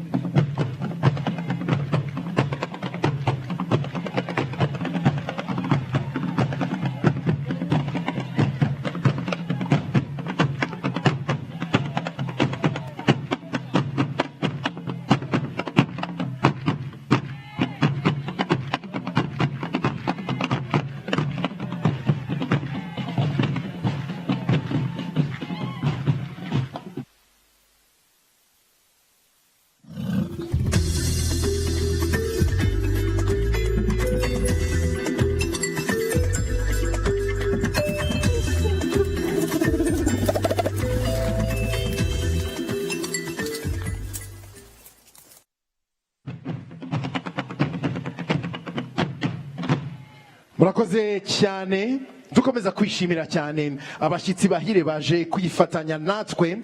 Dufite itsinda rya muzika rituruka mu birwa bya Caraïbe bitwa Kassav. Ndagira ngo ababaherekeza bajejuru natwe tubaha amashyi menshi cyane.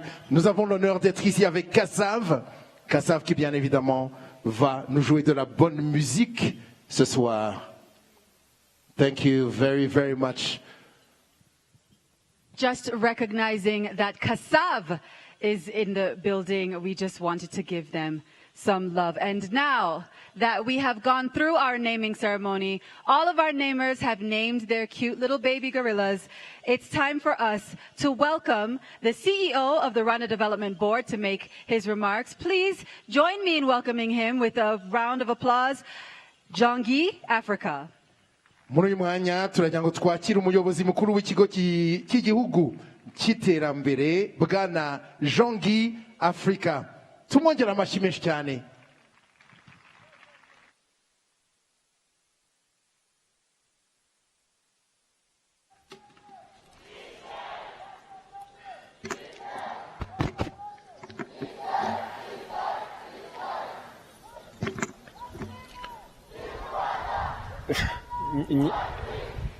Nyakubahwa Ministre w'Intebe mukaba n'umushitsi mukuru, Nyakubahwa First Lady of the Republic of Rwanda,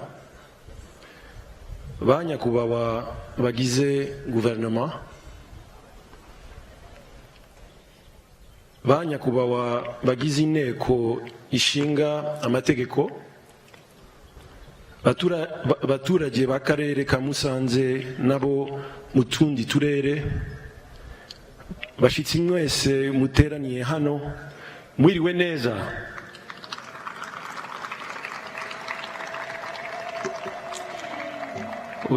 Uyu munsi wo kwita izina abana b'ingagi ku nshuro ya 20 ni ishema ry'igihugu cyacu. Murabizi ko kuva gahunda yo gusaranganya inyunga ziva mu bukerarugendo yatangiye imyaka 20 ishize, 10% by'umusaruro wa pariki bijya mu mishinga y'abaturage baturiye parike z'igihugu. Kugeza ubu imishinga ifite agaciro ka miliyari 18 z'amafaranga y'u Rwanda, yazanye amashuri, amavuriro, amasoko n'inzu zo guturamo. Ibi bikorwa bigabanya amakimbirane hagati y'abantu n'inyamaswa, kandi bituma conservation ifasha abaturage mu mibereho myiza. Binagaragaza isano iri hagati y'ubukerarugendo n'iterambere ry'abaturage. Ariko uyu munsi si uwacu gusa.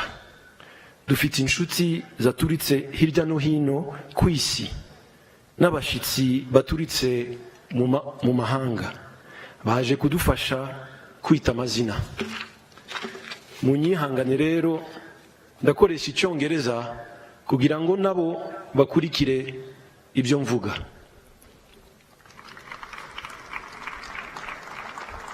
Right Honorable Prime Minister and guest of honor, Your Excellency, the First Lady of the Republic of Rwanda, distinguished neighbors and guests, it is my great pleasure to welcome you to Kinigi at the foothills of the Volcanoes National Park for the landmark 20th Kwita Izina gorilla naming ceremony.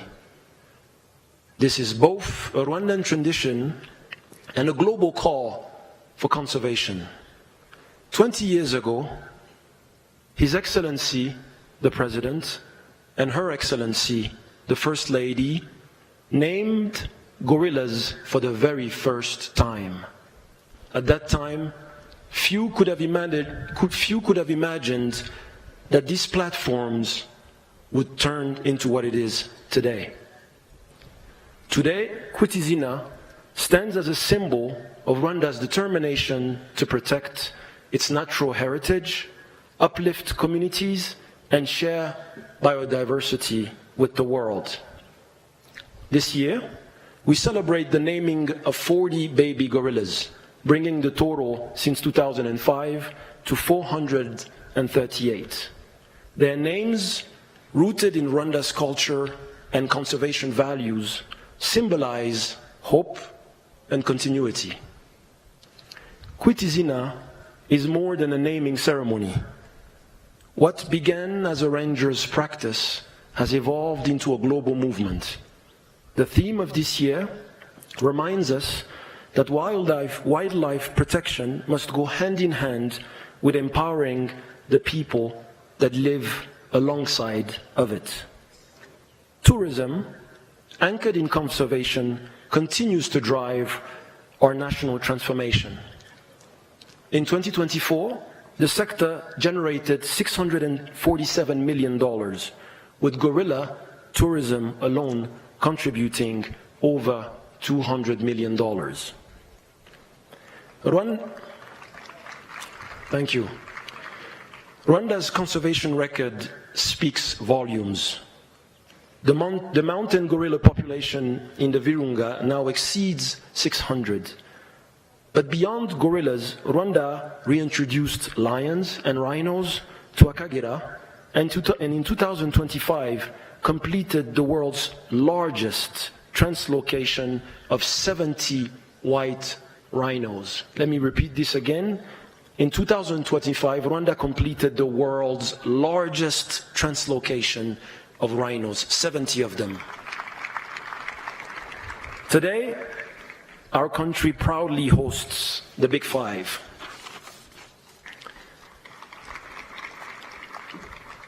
Thanks to a robust legal and policy framework, including laws and master plans on biodiversity, national parks, and conservation, forest cover now stands at 30%, with nearly 9% of land under protected areas.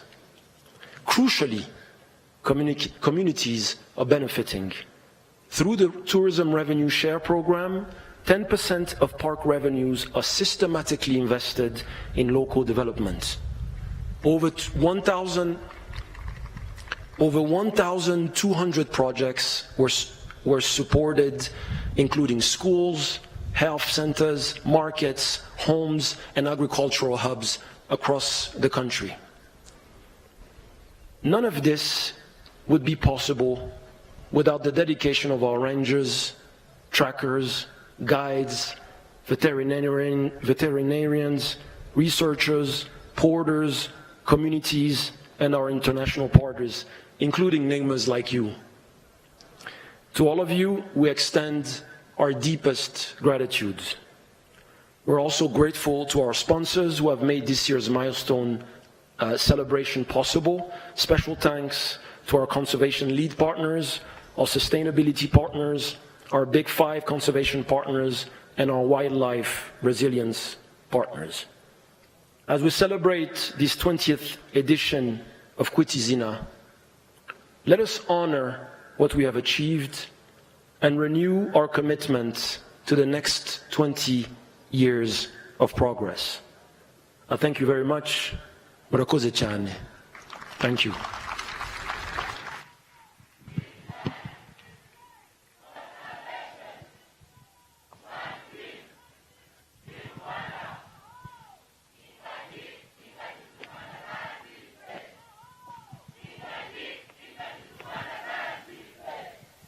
Reka tumushimire cyane nanone n'amashyi menshi cyane bwana Jean-Guy Africa. Muri uyu mwanya turagira ngo kandi mutwemerere nyakubahwa mushyitsi mukuru twakire ijambo mwatugeneye. Turagira kandi nk'abanyarwanda tumwakirane ubwuzu bwinshi cyane nyakubahwa Minisitiri w'Intebe Dr. Justin Nsengiyumva. Amashyi menshi cyane. Musanze muzuko tubigenza. Thank you very much. At this point in time, we would like to kindly invite the Right Honorable Prime Minister of Rwanda, Dr. Justin Nsengiyumva, for his keynote speech.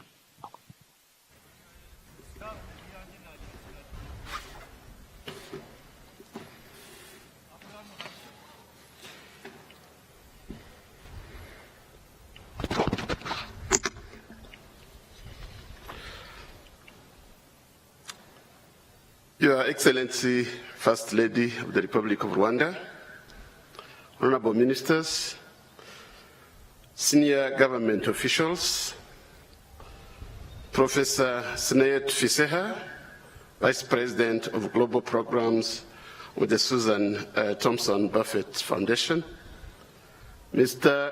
Itzhak Fisher, Chairman of the Board of Directors of Rwanda Development Board, His Highness Tunku Ali Ledhodin Ibn Tuanku Maurice, Princess Ingeborg zu Schleswig-Holstein, members of the Diplomatic Corps, distinguished Kwita Izina namers, esteemed conservation and Kwita Izina partners, distinguished guests, ladies and gentlemen, baturage b'akarere ka Musanze muri hano, good afternoon.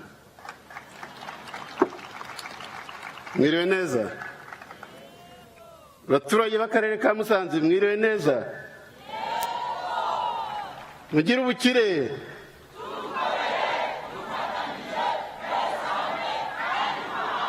Mugire amahoro.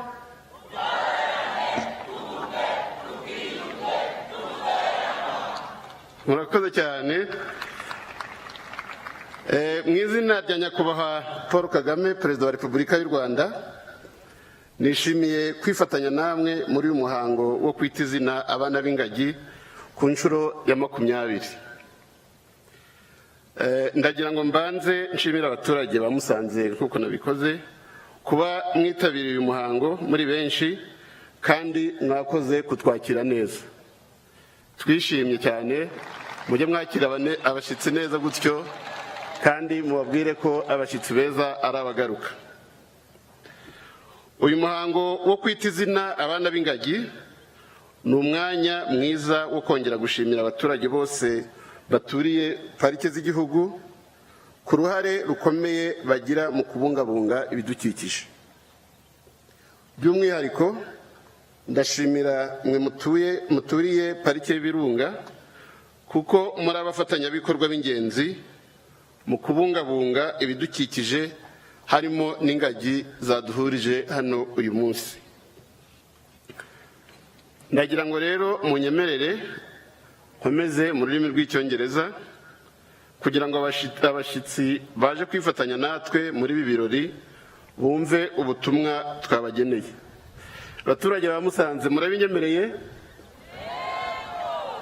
Murakoze cyane.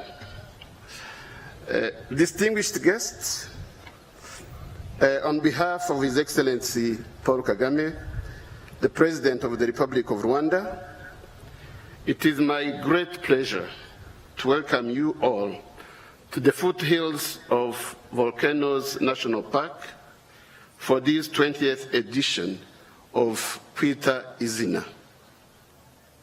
Today, we gather here to celebrate not only the naming of baby gorillas, but also conservation, communities, and the extraordinary power of nature to unite people from all corners of the world. To our distinguished namers, thank you for bestowing meaningful names upon these baby gorillas, leaving a piece of your heart in Rwanda. To our local communities, thank you for being true champions of conservation, ensuring peaceful coexistence with gorillas and all wildlife in this beautiful landscape. And to those who have traveled far to be here, we deeply appreciate your presence and solidarity. Nearly 3 decades ago, when trackers, rangers, and researchers were working tirelessly to protect the last mountain gorillas, they began a remarkable tradition by naming the baby mountain gorillas. In Rwandan culture, naming a child is not just a formality, but an act of love, an act of commitment and hope, done in the presence of family and friends who pledge to support that child's future. Today, we carry forward this tradition with the same spirit, giving 40 baby gorillas their names, surrounded by thousands of friends from across the globe. The story of the mountain gorillas has not always been one of celebration. Years ago, their population had alarmingly decreased, and their survival seemed uncertain. However, thanks to the leadership of Rwanda, the dedication of passionate conservationists, the daily sacrifices of rangers, and the commitment of our communities, the gorillas came back from the brink. Today, we are over 1,000 mountain gorillas worldwide, including more than 600 in the Virunga Massif. This success is also the result of well-coordinated efforts involving many partners, local communities, local administrations, conservation agencies, the Rwanda Development Board, and indeed, tourists who contribute directly to conservation by visiting these magnificent creatures. Rwanda is honored to be the custodian of these last mountain gorillas, which are not only a global treasure, but also a source of pride and economic opportunity for our nation. But success brings new challenges. As the gorilla families grow, we must expand their habitat. So Rwanda has set out a bold plan to extend the Volcanoes National Park by nearly 25% to ensure the next generation of gorillas has a secure home. This effort will also improve the lives of surrounding communities, demonstrating once again that conservation and development can go hand in hand. We call on the world to join us in this ambitious project as we share this responsibility. Our conservation journey does not end here. Rwanda has embraced policies to strengthen biodiversity protection, from expanding national parks to restoring degraded ecosystems such as the Nyandungu Urban Wetland Eco Park in the city of Kigali. We also encourage private sector participation in creating and managing sanctuaries and reserves supported through innovative public-private partnerships. Ecotourism, anchored in the mountain gorillas, has become a cornerstone of Rwanda's development. It has created jobs, supported young entrepreneurs, and has positioned Rwanda as a clean, safe, and welcoming destination.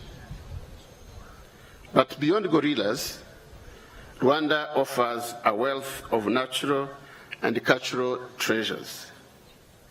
Our other primates, diverse bird life, flora, and the unique culture and heritage of our people are clear to see. We invite every visitor to experience the richness of Rwanda and to return as ambassadors for conservation. As we celebrate 20 years of Kwita Izina, we honor the communities whose role is central. That is the main reason for having this ceremony held here, at the foothills of the gorilla's habitat, among the people who live closest to them. We pay tribute to their resilience, their commitment, and partnership in safeguarding these great apes. The story of the mountain gorillas is one of perseverance, of family and hope. When their survival seemed impossible, they endured together. This story mirrors our challenges as humans. When we stand united, no mountain is too high to climb. Let this spirit guide us as we look to the future. Let us strengthen the bonds of friendships and family, protect and restore Mother Nature, and build a sustainable future for all life on Earth. To our international guests, we wish you a joyful stay in the land of 1,000 hills and 1,000 opportunities.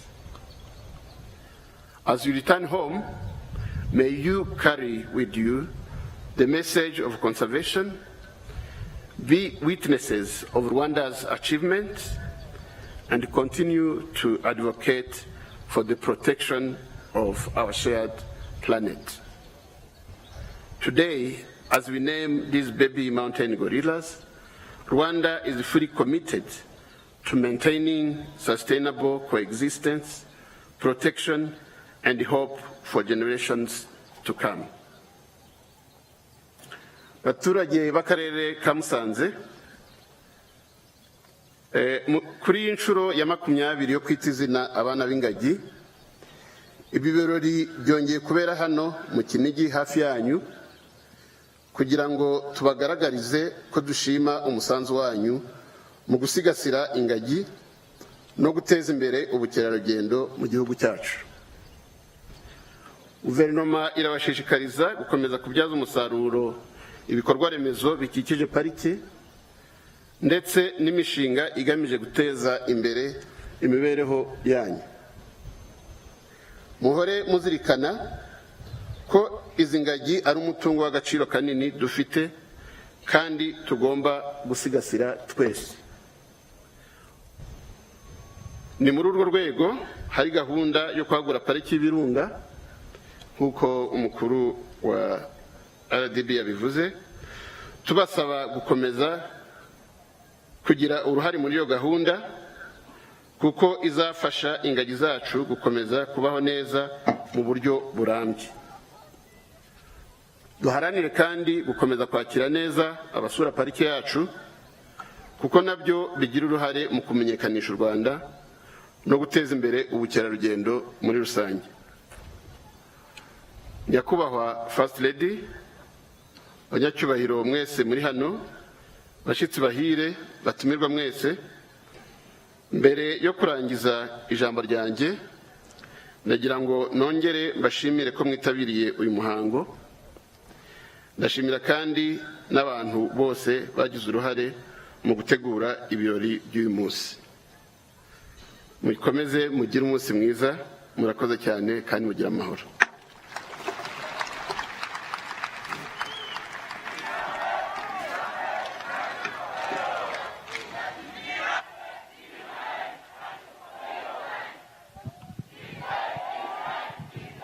Thank you so much to the Right Honorable Prime Minister for your insightful remarks.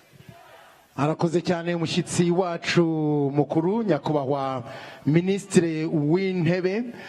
Before closing, a quick point of correction.